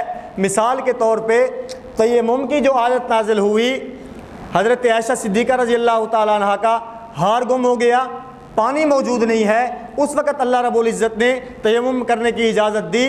لیکن اب یہ ایک خاص موقع کے اوپر نازل ہوئی ہے، ایک خاص حکم کے لیے نازل ہوئی ہے۔ جہاں پر صحابہ کرام کے لیے یہ حکم تھا، اسی طرح قیامت تک آنے والی امت کے لیے بھی یہ حکم ہے، اگر پانی موجود نہ ہو تو وہ تیمم کر سکتے ہیں۔ اب یہ ایک خاص واقعے کے متعلق نازل ہوئی ہے، لیکن اس کے اندر عموم ہے۔ اسی طرح یہ قرآن کریم کی جو آیت ہے، یا بنی آدم خذوا زینتکم عند کل مسجد، کہ نماز پڑھتے وقت، مسجد کو جاتے وقت آپ خوبصورت لباس پہن لیا کرو، یہ مشرکین مکہ کے ساتھ خاص نہیں ہے، بلکہ اس کے اندر بھی عموم ہے، اور قیامت تک آنے والی امت کے لیے یہ حکم ہے، جب انسان نماز پڑھنے کا ارادہ کرے تو خوبصورت لباس پہن لیا کرے۔ تو انسان کو چاہیے کہ خوبصورت لباس پہنے، زیب و زینت کو اختیار کرے، اچھے کپڑے پہن کر جائے، سر کے اوپر پگڑی سجا کر جائے۔ کیوں؟ اس لیے کہ احکم الحاکمین کی دربار کے اندر جا رہا ہے۔ انسان عام بادشاہوں کے دربار کے اندر ایسے کپڑوں کے ساتھ نہیں جاتا جس سے انسان کا سطر کھلا ہوا ہو، انسان کا آدھا بدن دوسروں کو نظر آ رہا ہو۔ عام بادشاہ کی دربار میں جاتے ہوئے انسان کو شرم آتی ہے۔ جب احکم الحاکمین کی دربار کے اندر انسان جا رہا ہے تو اللہ رب العزت تو اس بات کے زیادہ لائق ہے کہ اس سے حیا کیا جائے اور اس کے سامنے خوبصورت اور زینت والا لباس اختیار کیا جائے۔ اور اسی طرح شیخ محمد بن صالح بن عثیمین، یہ سعودی عرب کے ماضی قریب کے بہت بڑے عالم ہیں، اور سعودی عرب کے اندر ان کو حجت کا درجہ حاصل ہے، ان کی بات وہاں پہ حجت کا درجہ قرار دی جاتی ہے۔ شیخ محمد بن صالح فرماتے ہیں اپنی کتاب کے اندر، والذی جاء فی القرآن یا بنی آدم خذوا زینتکم عند کل مسجد، کہ سورۃ الاعراف کی یہ آیت ہے کہ جب تم نماز پڑھنے کے لیے جاؤ، جب تم مسجد کی طرف جاؤ تو خوبصورت لباس پہن لیا کرو، جب تم مسجد کی طرف جاؤ تو زینت کو اختیار کر لیا کرو۔ فرماتے ہیں فَأَمَرَهُ اللَّهُ تَعَالَى بِأَخْذِ الزِّينَةِ عِنْدَ الصَّلَاةِ، اللہ رب العزت نے زینت اختیار کرنے کا حکم دیا ہے، اور اس کا کم از کم درجہ یہ ہے، اس زینت اختیار کرنے کا کم از کم درجہ یہ ہے انسان اتنا کپڑا پہن لے جس سے اس کا سطر ڈھک جائے، جس سے اس کا سطر کسی کو نظر نہ آئے۔ اور آگے فرماتے ہیں وَمَا زَادَ عَلَىٰ ذَلِكَ فَهُوَ فَضْلٌ، اور اس سے زیادہ جو ہے کپڑا، ایک تو سطر جتنا ہے اور سطر کے علاوہ جو کپڑا ہے، فرماتے ہیں یہ زیادہ بہتر ہے۔ اور آگے فرماتے ہیں کہ انسان جب عام بادشاہوں کے دربار کے اندر جاتا ہے تو انسان اپنے جسم کو ڈھانپ کے انسان خوبصورت لباس پہن کر جاتا ہے۔ جب احکم الحاکمین کی دربار کے اندر جا رہا ہے وہاں بھی انسان کو خوبصورت لباس پہن کے جانا چاہیے۔ اور آگے فرمایا فَاللَّهُ أَحَقُّ أَن تَتَجَمَّلَ لَهُ، انسان دوسروں کے لیے زینت اختیار کرتا ہے، اللہ رب العزت اس بات کے زیادہ حقدار ہیں کہ اس کے لیے زینت اختیار کی جائے۔ اللہ رب العزت اس بات کے زیادہ حقدار ہیں کہ اللہ رب العزت کے سامنے زینت اختیار کی جائے اور خوبصورت لباس پہنا جائے۔ اسی طرح غیر مقلد عالم میاں نذیر حسین دہلوی، غیر مقلد عالم میاں نذیر حسین دہلوی فتاوی نظیریہ جلد نمبر 1 صفحہ نمبر 240 کے اوپر عبارت نقل کرتے ہیں، اور نقل کرتے ہوئے فرماتے ہیں یہ آیت مبارکہ یا بنی آدم خذوا زینتکم عند کل مسجد، اس سے یہ بات ثابت ہوتی ہے کہ ٹوپی اور امامہ سے نماز پڑھنا اولا ہے۔ ٹوپی اور امامہ کے ساتھ نماز پڑھنا یہ اولا ہے، کیونکہ لباس سے زینت ہے۔ اگر امامہ یا ٹوپی رہتے ہوئے تکاسلاً یعنی سستی کی وجہ سے انسان سر کے اوپر پگڑی نہیں رکھتا، یا سستی کی وجہ سے انسان اپنے سر کے اوپر ٹوپی نہیں رکھتا، تو غیر مقلد عالم میاں نذیر حسین دہلوی اپنی کتاب کے اندر لکھتے ہیں کہ اس طرح نماز پڑھنا مکروہ ہے۔ جو موقف میں نے اپنا بیان کیا ہے، اہل سنت والجماعت کے چاروں مذاہب کا میں نے بیان کیا ہے، یہی موقف غیر مقلدین کے پہلے علماء کا ہے، انہوں نے اپنی کتابوں میں لکھا ہے۔ اس لیے غیر مقلدین کو چاہیے جس طرح اعتراض ہمارے اوپر کرتے ہیں اسی طرح اپنے اکابرین کے اوپر بھی اعتراض کریں، اور ان کے سامنے جب یہ عبارات پیش کی جاتی ہیں تو غیر مقلد فوراً کہہ دیتے ہیں ہم اپنے عالم کو نہیں مانتے، ہم اپنے عالم کو نہیں مانتے، لیکن ہم کیونکہ اکابرین علماء دیوبند سے تعلق رکھتے ہیں، ہم اپنے اکابر کی بات کا بھی دفاع کرتے ہیں اور اپنے اکابر کی ذات کا بھی دفاع کرتے ہیں۔ ایک نکتہ سمجھ لیں، جب ہم امام اعظم ابو حنیفہ رحمۃ اللہ علیہ کے بارے میں فرماتے ہیں، امام اعظم ابو حنیفہ رحمۃ اللہ علیہ تو غیر مقلدین کو بڑی چڑ ہوتی ہے۔ یہ امام اعظم ابو حنیفہ کو کہہ رہے ہیں، حالانکہ امام اعظم تو محمد الرسول اللہ کو ہونا چاہیے۔ یہ امام اعظم ابو حنیفہ رحمۃ اللہ علیہ کو نبی کریم صلی اللہ علیہ وسلم کے مقابلے میں کھڑا کر دیتے ہیں، حالانکہ ہم امام ابو حنیفہ رحمۃ اللہ علیہ کو جو امام اعظم کہتے ہیں وہ کوئی نبی کریم صلی اللہ علیہ وسلم کے مقابلے میں نہیں، بلکہ کس کے مقابلے میں؟ باقی جو ائمہ ہیں، باقی ائمہ کے مقابلے میں ہم کہتے ہیں کہ امام ابو حنیفہ کیونکہ علم کے اعتبار سے بھی بڑے تھے، صحابہ کے شاگرد ہیں، تقوی کے اعتبار سے بھی بڑے تھے، عمر کے اعتبار سے بھی بڑے تھے، صحابہ کے دور کے اندر آئے ہیں، صحابہ کرام کے شاگرد ہیں، 7 صحابہ کرام کی زیارت کی ہے اور تابعی ہیں، اس لیے ہم کہتے ہیں امام اعظم امام ابو حنیفہ ہیں باقی ائمہ کے مقابلے میں۔ لیکن جب غیر مقلدین کی اپنی باری آتی ہے، یہ نذیر حسین دہلوی صاحب جو ہیں، میاں نذیر حسین دہلوی، اس کے بارے میں غیر مقلدین عموماً اپنی زبان سے بھی اور جو ان کی کتابیں چھپتی ہیں اس کے اوپر ایک جملہ لکھا ہوتا ہے، شیخ الکل فی الکل۔ میاں نذیر حسین دہلوی کو کیا کہتے ہیں؟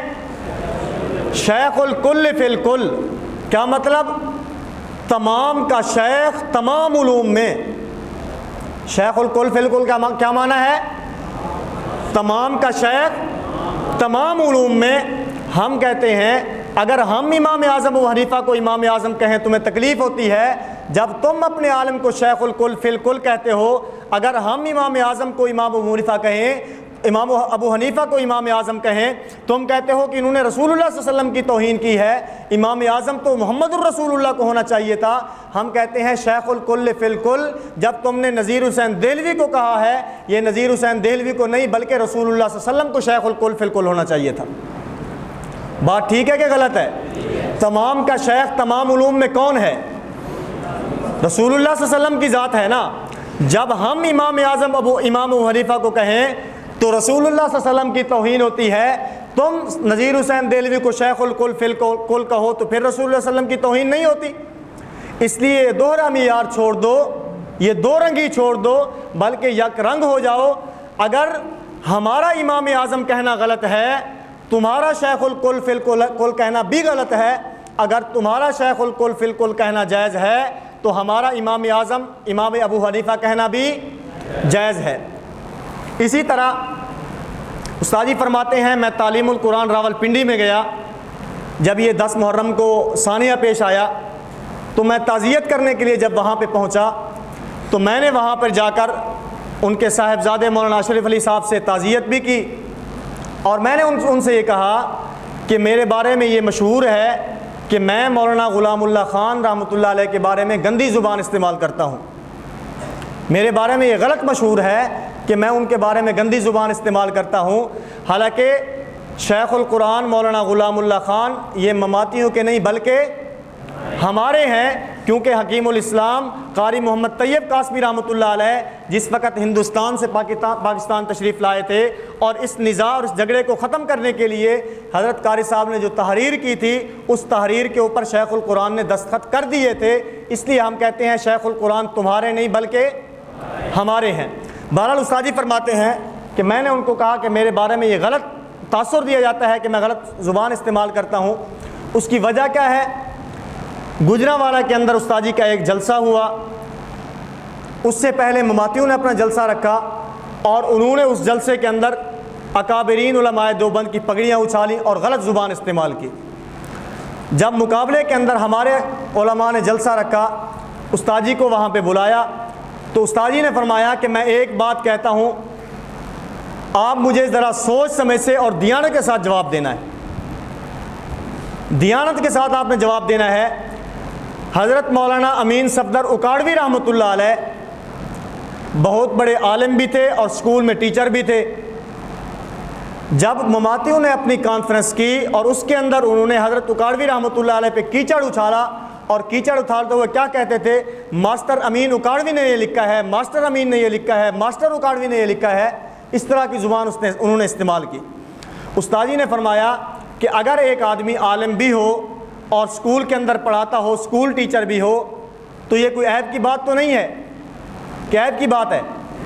عیب کی بات تو نہیں ہے۔ اسکول سے تنخواہ لیتے ہیں، مدرسے کے اندر مفت پڑھا دیتے ہیں، دونوں طرف سے کام چل رہا ہے، دین کی خدمت مفت ہو رہی ہے اور ان کے گھر کا گزارا اسکول سے چل رہا ہے۔ استاد جی نے فرمایا اگر حضرت اکاڑوی رحمۃ اللہ علیہ کے بارے میں تم یہ کہتے ہو کہ وہ اسکول ٹیچر تھے اس لیے تم ان کو ماسٹر کہتے ہو، اگر میں نے یہ کہا کہ مولانا غلام اللہ خان کیونکہ اسکول ٹیچر تھے، اگر میں یہ کہوں کہ ماسٹر غلام اللہ خان نے یہ کہا تو تمہیں تکلیف نہیں ہوگی؟ تم حضرت اکاڑوی کو ماسٹر امین کہتے ہو، ہمیں تکلیف ہوتی ہے۔ اگر ہم نے ماسٹر غلام اللہ خان کہا تو تمہیں تکلیف ہوگی، کیونکہ سوانح شیخ القرآن میں درج ہے، مولانا عبد المعبود صاحب نے لکھا ہے کہ حضرت شیخ القرآن جس وقت اٹک سے پنڈی تشریف لائے آپ وہاں پہ ہائی اسکول میں ٹیچر تھے۔ اب عالم بھی تھے اور ٹیچر بھی تھے، عالم ہونا اور ٹیچر ہونا یہ کوئی عیب کی بات نہیں ہے، لیکن کیونکہ حضرت اکاڑوی کے خلاف تم نے یہ زبان استعمال کی ہے، اگر میں یہ کہوں کہ حضرت غلام اللہ خان رحمۃ اللہ علیہ ایسے تھے تو تمہیں تکلیف ہوگی۔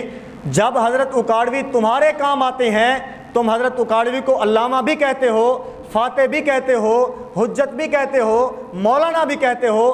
جب قلعہ دیدار سنگھ میں تمہارے پنجاب کے امیر قاضی عصمت اللہ مرحوم نے حضرت اکاڑوی کو غیر مقلدین کے خلاف تقریر کرنے کے لیے بلایا تو اس نے جو اشتہار چھاپا ہے، استاد جی نے وہ اشتہار پیش کیا کہ دیکھو اس میں تمہارے پنجاب کے امیر نے لکھا ہے علامہ، مولانا، قاطع غیر مقلدیت، فاتح غیر مقلدیت۔ وہی حضرت اکاڑوی اگر غیر مقلدیت کے خلاف تقریر کریں تو فاتح اور علامہ بن جاتے ہیں، اگر تمہارے خلاف مسئلہ بیان کریں تو ماسٹر کیوں بن جاتے ہیں؟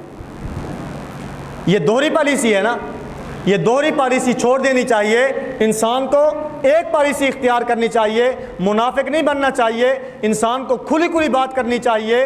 ہمارے سر کا تاج ہیں، ہم کہتے ہیں شیخ القرآن ہمارے تھے تمہارے نہیں تھے، اور جب ہم مماتیوں کو کہتے ہیں کہ ہمارے تھے تمہارے نہیں تھے، وہ کہتے ہیں کہ شیخ القرآن نے دستخط تو کر دیے تھے لیکن دل سے دستخط نہیں کیے تھے، بلکہ اوپر سے دستخط کر دیے تھے، حقیقت کے اندر عقیدہ حیات النبی ان کا عقیدہ نہیں تھا۔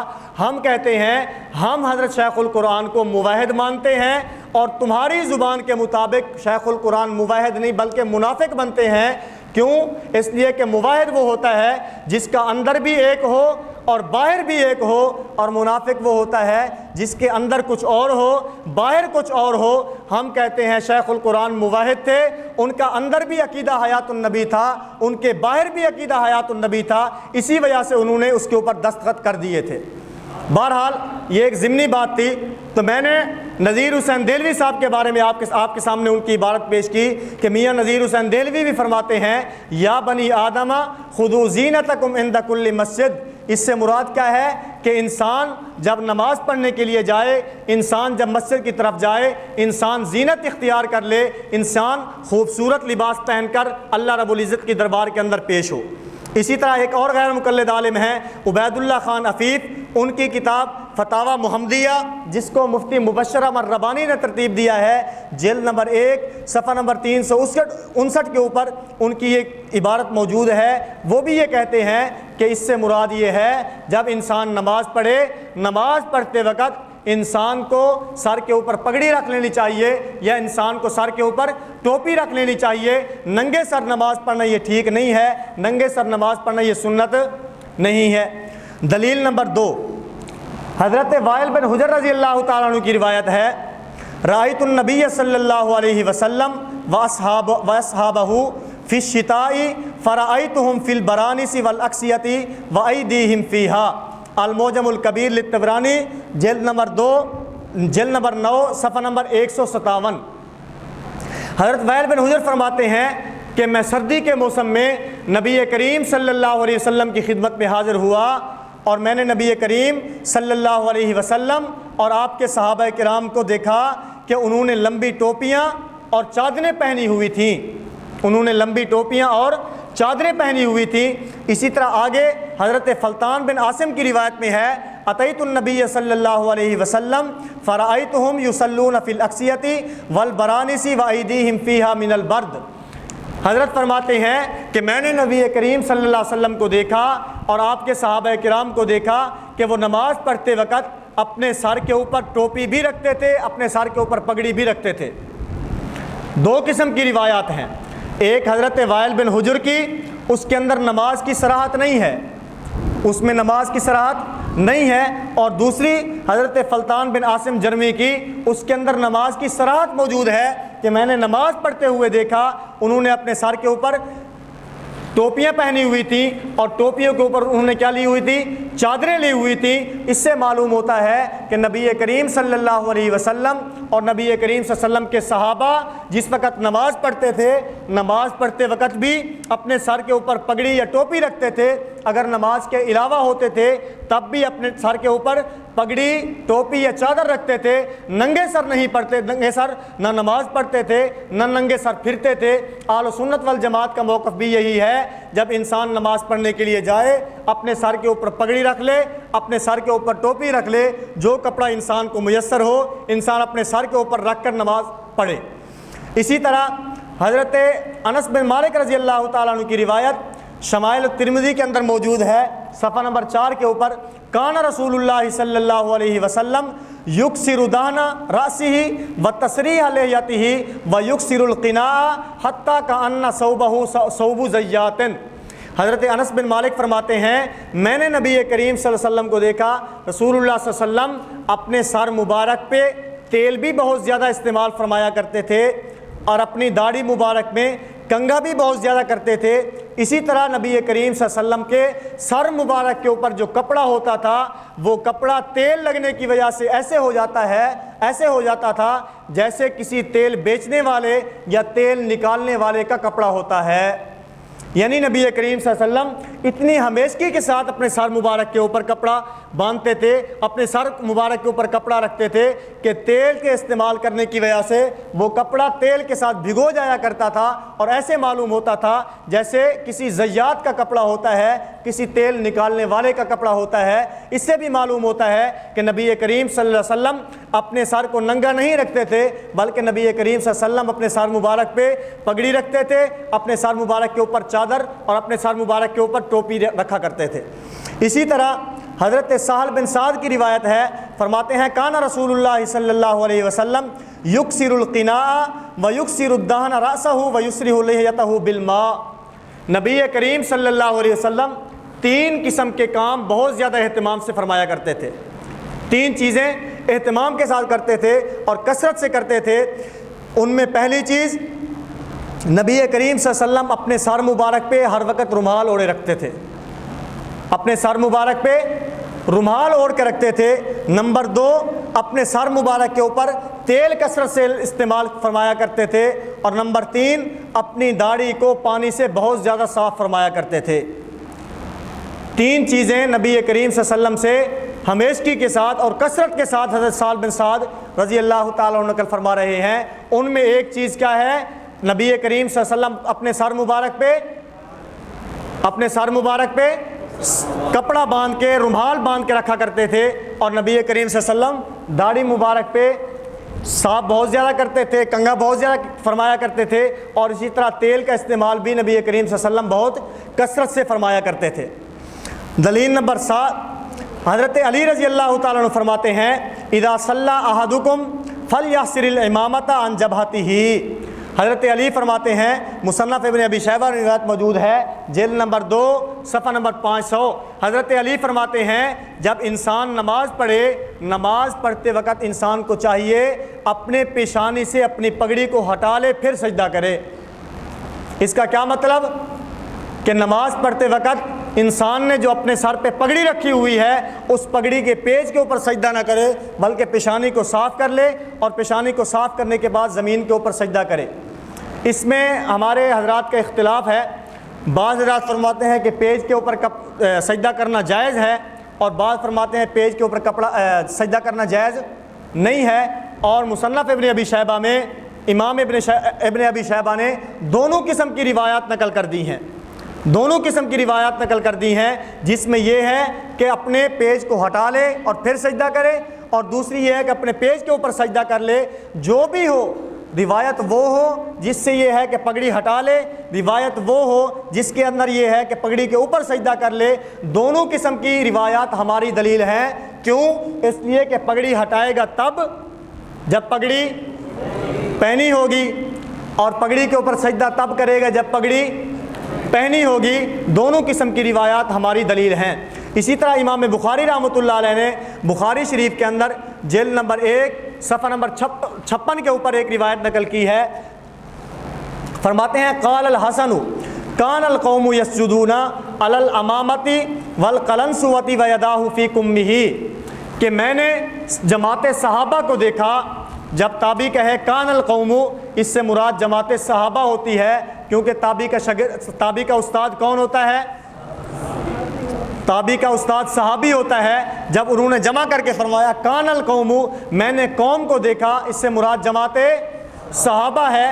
فرماتے ہیں کان القوم یسجدون علی الامامۃ والقلنسوۃ ویداہ فی کمہ، میں نے جماعت صحابہ کو دیکھا کہ انہوں نے گرمی کے موسم میں اپنے امامے پر اپنی ٹوپی کے اوپر سجدہ کیا ہے، ویداہ فی کمہ، اور ان کے ہاتھ ان کی آستینوں کے اندر ہوتے تھے.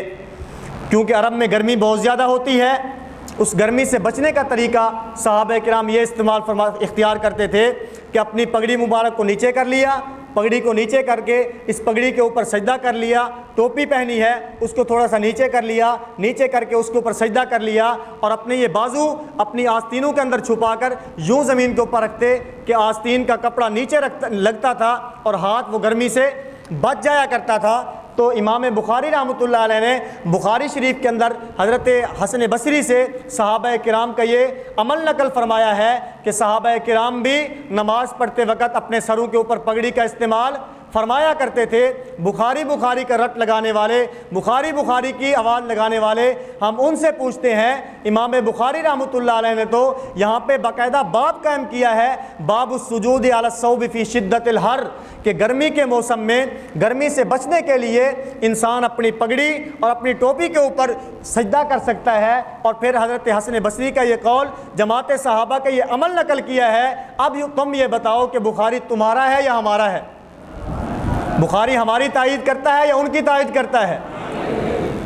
اسی طرح حضرت عبداللہ فرماتے ہیں تابعین کا عمل کیا تھا. حضرت عبداللہ فرماتے ہیں رأیت الاسود یصلی فی برنس طیالسہ یسجد فیہ. حضرت عبداللہ فرماتے ہیں کہ میں نے اسود کو دیکھا کہ وہ اپنی طیالسی ٹوپی کے اندر نماز پڑھ رہے تھے، یسجد فیہ، اور اس ٹوپی کے اوپر سجدہ کر رہے تھے. اسی طرح رأیت عبد الرحمن یعنی ابن یزیدہ یصلی فی برنس شامی یسجد فیہ. اسود فرماتے ہیں، حضرت عبداللہ فرماتے ہیں کہ میں نے عبد الرحمن ابن یزید کو دیکھا کہ وہ نماز پڑھ رہے تھے، انہوں نے اپنے سر کے اوپر شامی ٹوپی پہنی ہوئی تھی، یسجد فیہ، اور اس ٹوپی کے اندر سجدہ کر رہے تھے، یعنی ٹوپی کو نیچے کر لیا اور اس کے اوپر سجدہ کیا ہے. میں نے آپ حضرات کے سامنے قرآن کریم کی آیت پڑھی ہے. قرآن کریم کی آیت سے میں نے احناف کے علماء کے بھی، اسی طرح حنبلی علماء کے بھی، سعودی عرب کے علماء کے بھی اس کی تشریح نقل کر دی ہے کہ وہ فرماتے ہیں یا بنی آدم خذوا زینتکم عند کل مسجد، سے مراد کیا ہے کہ انسان جب نماز کے لیے جائے، جہاں پر اس کے اندر باقی لباس ہے اسی طرح اس کے اندر امامہ بھی داخل ہے، اس کے اندر امامہ بھی داخل ہے. اسی طرح نبی کریم صلی اللہ علیہ وسلم کا عمل بھی میں نے آپ حضرات کے سامنے روایات پڑھی ہیں کہ نبی کریم صلی اللہ علیہ وسلم بھی اپنے سر مبارک کے اوپر ٹوپی، پگڑی یا جو بھی کپڑا میسر ہوتا تھا اپنے سر مبارک کے اوپر رکھتے تھے. اسی طرح صحابہ کرام کا عمل میں نے آپ حضرات کے سامنے بخاری شریف سے پیش کیا ہے کہ صحابہ کرام نماز پڑھتے وقت اپنی ٹوپی اور پگڑی کے اوپر سجدہ کر لیتے تھے، جس سے معلوم ہوتا ہے کہ صحابہ کرام نماز پڑھتے وقت ٹوپی یا پگڑی کا استعمال فرمایا کرتے تھے. اسی طرح تابعین کا عمل بھی آپ حضرات کے سامنے آ گیا ہے کہ تابعین جب نماز پڑھتے تھے وہ بھی اپنی پگڑی اور اپنی ٹوپی کے اندر سجدہ کر لیا کرتے تھے، یعنی نماز پڑھتے وقت ان کے سر کے اوپر یا پگڑی ہوتی تھی یا ٹوپی ہوتی تھی. جب پگڑی اور ٹوپی سر پہ ہو اس کو ننگے سر کہتے ہیں یا سر ڈھانپ کے کہتے ہیں؟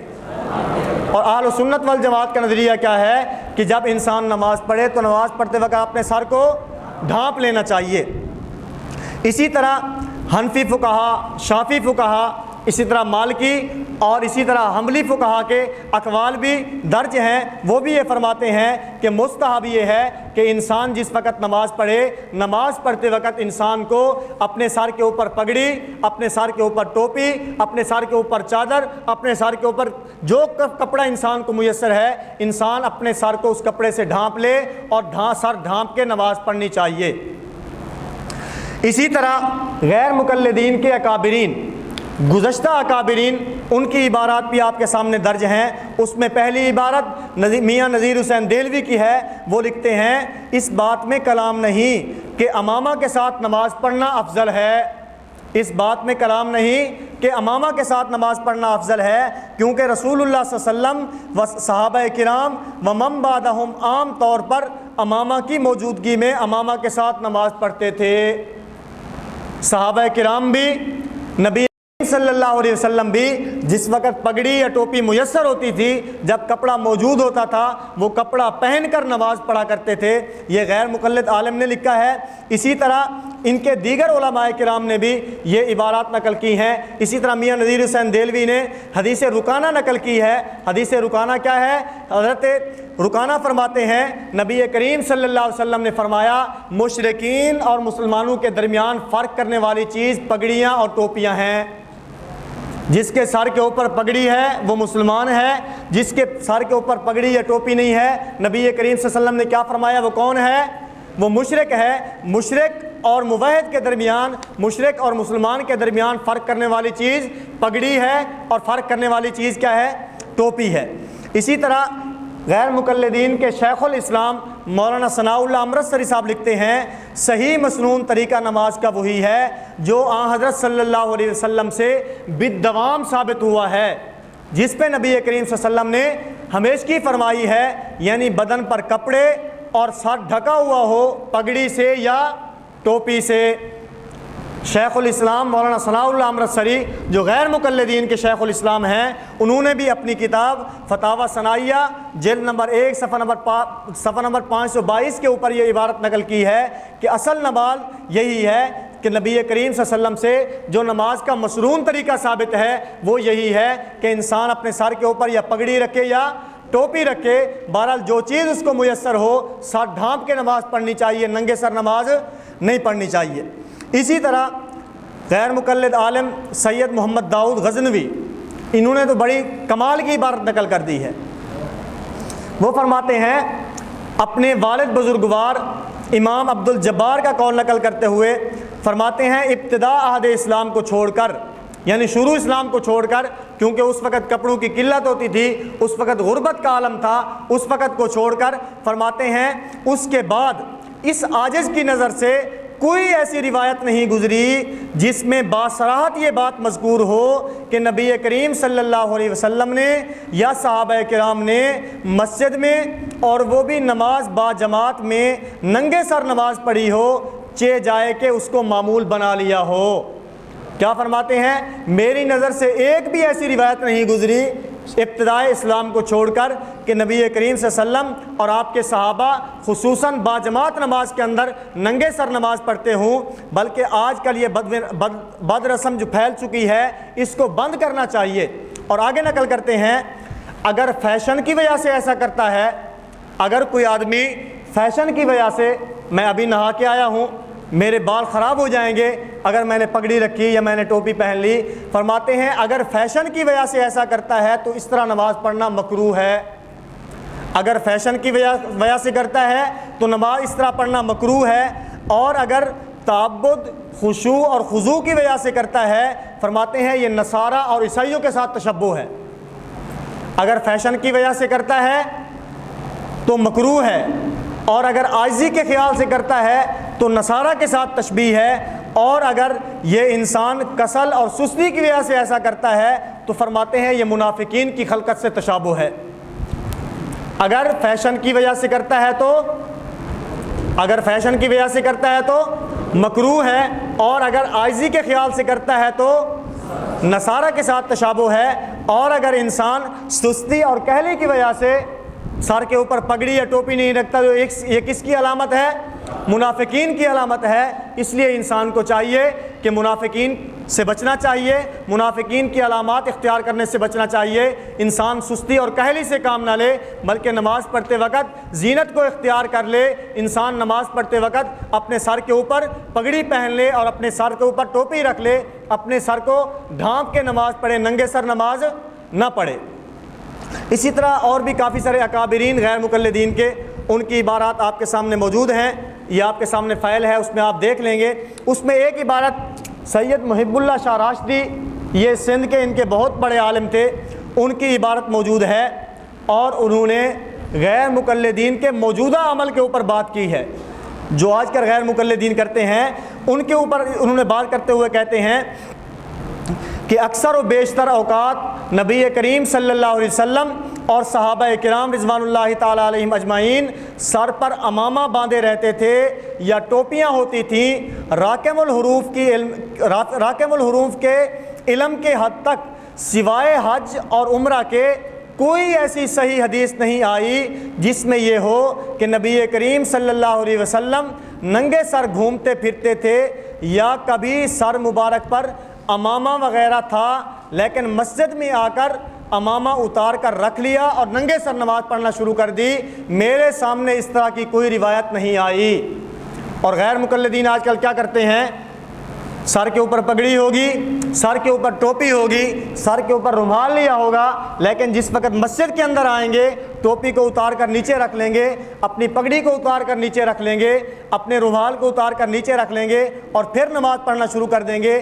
ان کے غیر مقلد عالم ہیں محب اللہ شاہ راشدی، وہ الاعتصام شمارہ نمبر 22 دسمبر 1999 جلد نمبر 45 شمارہ نمبر 27 کے اندر لکھتے ہیں کہ میری نظر سے کوئی ایسی روایت نہیں گزری کہ نبی کریم صلی اللہ علیہ وسلم یا صحابہ کرام میں سے کوئی آدمی ان کے سر کے اوپر پگڑی ہو، ان کے سر کے اوپر ٹوپی ہو، لیکن جس وقت مسجد کے اندر آئیں اپنی ٹوپی کو اتار کے رکھ لیں، اپنی پگڑی کو اتار کے رکھ لیں اور ایسے نماز پڑھنا شروع کر دیں۔ کم از کم میری نظر سے کوئی ایسی روایت نہیں گزری۔ ہم کہتے ہیں غیر مقلدین سے آپ قرآن کریم کی آیت نہیں مانتے، نہ مانو، آپ احادیث مبارکہ نہیں مانتے، نہ مانو، آپ صحابہ کرام کے عمل نہیں مانتے، آپ نہ مانو، آپ تابعین کے عمل نہیں مانتے، نہ مانو، کم از کم اپنے غیر مقلدین علماء کے، کم از کم اپنی اکابرین کی عبارت، کم از کم اپنے اکابرین کے قول کے اوپر عمل کر لو، جو آپ کے اکابرین نے اپنی کتابوں کے اندر لکھا ہے، جو آپ کے اکابرین نے جس پہ خود عمل کیا ہے۔ کم از کم باقی سب چیزیں نہیں مانتے نہ مانو، کم از کم اپنے اکابرین کا خیال کرتے ہوئے اپنے سر کے اوپر پگڑی یا ٹوپی رکھ لیا کرو۔ اسی طرح باقی حضرات کی عبارات آپ کے سامنے ہیں، آپ فائل سے دیکھ لیں گے۔ غیر مقلدین سے کے چند ایک شبہات ہیں، ان میں ایک دو شبہ میں آپ کے سامنے پیش کر کے اس کا جواب دے دیتا ہوں۔ سب سے پہلا شبہ جو غیر مقلدین اپنی دلیل بنا کے پیش کرتے ہیں وہ یہ ہے، حضرت عمر بن ابی سلمہ، حضرت عمر والد کا نام ابو سلمہ ہے، والدہ کا نام ام سلمہ ہے۔ یہ حضرت ام سلمہ وہ ہیں جو بعد میں نبی کریم صلی اللہ علیہ وسلم کی زوجہ مبارکہ بنی ہے اور مومنین کی ماں بنی ہیں، حضرت ام سلمہ۔ حضرت فرماتے ہیں رأیت رسول اللہ صلی اللہ علیہ وسلم یصلی فی ثوب واحد مشتملا بہ فی بیت ام سلمہ، میں نے نبی کریم صلی اللہ علیہ وسلم کو ایک کپڑے میں نماز پڑھتے ہوئے دیکھا حضرت ام سلمہ کے گھر میں، یعنی نبی کریم صلی اللہ علیہ وسلم کو میں نے نماز پڑھتے ہوئے دیکھا، میں نے نبی کریم صلی اللہ علیہ وسلم کو ام سلمہ کے گھر کے اندر نماز پڑھتے ہوئے دیکھا۔ نبی کریم صلی اللہ علیہ وسلم ایک کپڑے کے اندر نماز پڑھ رہے تھے۔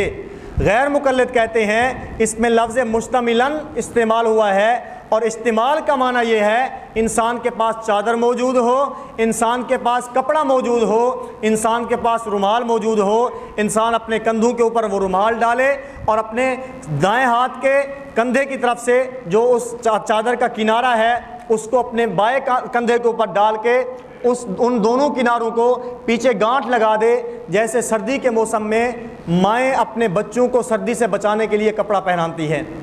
کپڑا لیا، ان کو اپنے کندھوں کے اوپر ڈالا اور دونوں طرف سے پیچھے کنارے نکال کر پیچھے باندھ دیتی ہیں تاکہ بچہ سردی سے بچ جائے۔ وہ کہتے ہیں جب استعمال کا یہ معنی ہے، اس کا مطلب یہ ہوا جب وہ چادر کندھے کے اوپر آئی ہے اور نبی کریم صلی اللہ علیہ وسلم کے پاس کپڑا صرف ایک موجود تھا، اس کے علاوہ کپڑا نہیں تھا، معلوم ہوتا ہے نبی کریم صلی اللہ علیہ وسلم کا اس وقت سر مبارک ننگا تھا، نبی کریم صلی اللہ علیہ وسلم کے سر مبارک پہ ٹوپی یا پگڑی نہیں تھی۔ وہ کہتے ہیں اگر نبی کریم صلی اللہ علیہ وسلم ننگے سر نماز پڑھتے ہیں ان کے لیے تو جائز ہے، اگر آج ہم پڑھیں تو ہمارے لیے جائز کیوں نہیں ہے؟ ہم کہتے ہیں کہ آپ نے ایک حدیث دیکھی ہے اس لیے مسئلہ بھی آدھا سمجھا ہے، اگر آپ اس کے مقابلے میں دوسری حدیثیں دیکھ لیتے ہیں آپ کو پورا مسئلہ سمجھ آ جاتا۔ دوسری حدیث مسلم شریف حدیث نمبر 518، حضرت ابو سعید خدری فرماتے ہیں رأیتہ یصلی فی ثوب واحد متوشحا بہ، میں نے نبی کریم صلی اللہ علیہ وسلم کو نماز پڑھتے ہوئے دیکھا اس حال میں کہ نبی کریم صلی اللہ علیہ وسلم نے کپڑے کو اپنے اوپر الٹ پلٹ کیا ہوا تھا۔ اب توشیح کا معنی کیا ہے؟ توشیح کا معنی بحر الرائق کے اندر ہے التوشیح ان یکون الثوب طویلا یتوشح بہ فیجعل بعضہ علی راسہ و بعضہ علی منکبیہ۔ فرماتے ہیں توشیح کہتے ہیں انسان ایک لمبے کپڑے کو لے لے، اس لمبے کپڑے کو اس کا کچھ حصہ انسان کے سر کے اوپر آ جائے، اس کا کچھ حصہ انسان کے کندھوں کے اوپر آ جائے، جس طرح سردی کے موسم میں بڑا آدمی چادر پہنتا ہے، سردی سے بچنے کے لیے انسان چادر لیتا ہے، اپنے سر کے اوپر چادر ڈال لیتا ہے اور اپنے سر کے اوپر چادر ڈالنے کے بعد اس کو اپنے جسم کے ساتھ لپیٹ لیتا ہے۔ توشیح کا معنی کیا ہے کہ نبی کریم صلی اللہ علیہ وسلم کو میں نے نماز پڑھتے ہوئے دیکھا کہ نبی کریم صلی اللہ علیہ وسلم کے پاس ایک چادر موجود تھی لیکن نبی کریم صلی اللہ علیہ وسلم نے توشیح کیا ہوا تھا۔ توشیح کا معنی نبی کریم صلی اللہ علیہ وسلم نے چادر مبارک کو اپنے سر کے اوپر رکھا ہوا تھا اور اس کے بعد انہوں نے اپنے جسم مبارک سے اس چادر کو لپیٹا ہوا تھا۔ اگر انسان اس طرح کر لے اس طرح انسان کا جسم بھی چھپ جائے گا اور انسان کے سر کے اوپر بھی کپڑا آ جائے گا۔ اس لیے ہم کہتے ہیں آپ نے ایک لفظ دیکھا ہے، مسئلہ آپ نے آدھا سمجھا ہے۔ ہمارے پاس دونوں قسم کی روایات ہیں، ہم نے دونوں قسم کی روایات کو دیکھا ہے، ہمارے اوپر مسئلہ پورا کھلا ہے، ہم نے اس کا مطلب بیان کر دیا ہے کہ توشیح کا معنی یا ایک چادر کے ساتھ نماز پڑھنے کا معنی یہ ہے انسان سر بھی ڈھانپ لے اور جتنی چادر بچتی ہے انسان اپنے جسم کے اوپر اس کو لپیٹ لے۔ دوسرا اس کا جواب حضرت ملا علی قاری رحمۃ اللہ علیہ شرح مسند ابی حنیفہ کے اندر جلد نمبر 1 صفحہ 164 کے اوپر فرماتے ہیں کہ اگر نبی کریم صلی اللہ علیہ وسلم نے اس طرح فرمایا ہے جس طرح غیر مقلدین علماء کہتے ہیں، ہم کہتے ہیں جس طرح غیر مقلد کہتے ہیں کہ اپنے کندھے کے اوپر چادر کو ڈال لینا، جس طرح انہوں نے کہا ہے مستملن کا معنی یہ ہے، استعمال کا معنی یہ ہے کندھوں کے اوپر چادر ہو اور سر ننگا ہو۔ ہم کہتے ہیں ملا علی قاری رحمۃ اللہ علیہ فرماتے ہیں ھذا کلہ دلیل لبیان الجواز، کہ اگر نبی کریم صلی اللہ علیہ وسلم نے اس طرح کیا ہے تو یہ بیان جواز کے لیے تھا، یہ نبی کریم صلی اللہ علیہ وسلم کا کوئی ہمیشہ والا عمل نہیں تھا۔ میں نے آپ کے سامنے شروع کے اندر سنت کی تعریف یہ کی تھی جس پہ نبی کریم صلی اللہ علیہ وسلم نے ہمیشگی فرمائی ہو، جس کو نبی کریم صلی اللہ علیہ وسلم نے ترک نہ کیا ہو، جس کو صحابہ کرام نے آگے منتقل کیا ہو، جس پر صحابہ کرام کا عمل ہو۔ میں نے آپ حضرات کے سامنے حضور نبی کریم صلی اللہ علیہ وسلم کا عمل بھی، صحابہ کرام کا عمل بھی، تابعین کا عمل بھی پیش کر دیا ہے کہ صحابہ کرام نماز پڑھتے وقت اپنے سر کو ننگا نہیں رکھتے تھے بلکہ سر ڈھانپ کے نماز پڑھا کرتے تھے۔ اس لیے ہم کہتے ہیں اگر نبی کریم صلی اللہ علیہ وسلم نے ایسے فرمایا ہے تو یہ بیان جواز کے لیے ہے۔ جیسے بخاری شریف کے اندر بیٹھ کر پیشاب کرنے کی کوئی روایت موجود نہیں ہے، کھڑے ہونے کی پیشاب کرنے کی، کھڑے ہو کر پیشاب کرنے کی 4 قسم کی روایات موجود ہیں۔ ہم کہتے ہیں کھڑے ہو کے پیشاب کرنے کو کوئی آدمی دنیا کے اندر سنت نہیں کہتا، بلکہ سنت کیا ہوتی ہے انسان بیٹھ کے پیشاب کرے۔ نبی کریم صلی اللہ علیہ وسلم سے تو کھڑے ہو کر پیشاب کرنا بھی ثابت ہے، ہم کہیں گے یہ حدیث ہے لیکن سنت نہیں ہے۔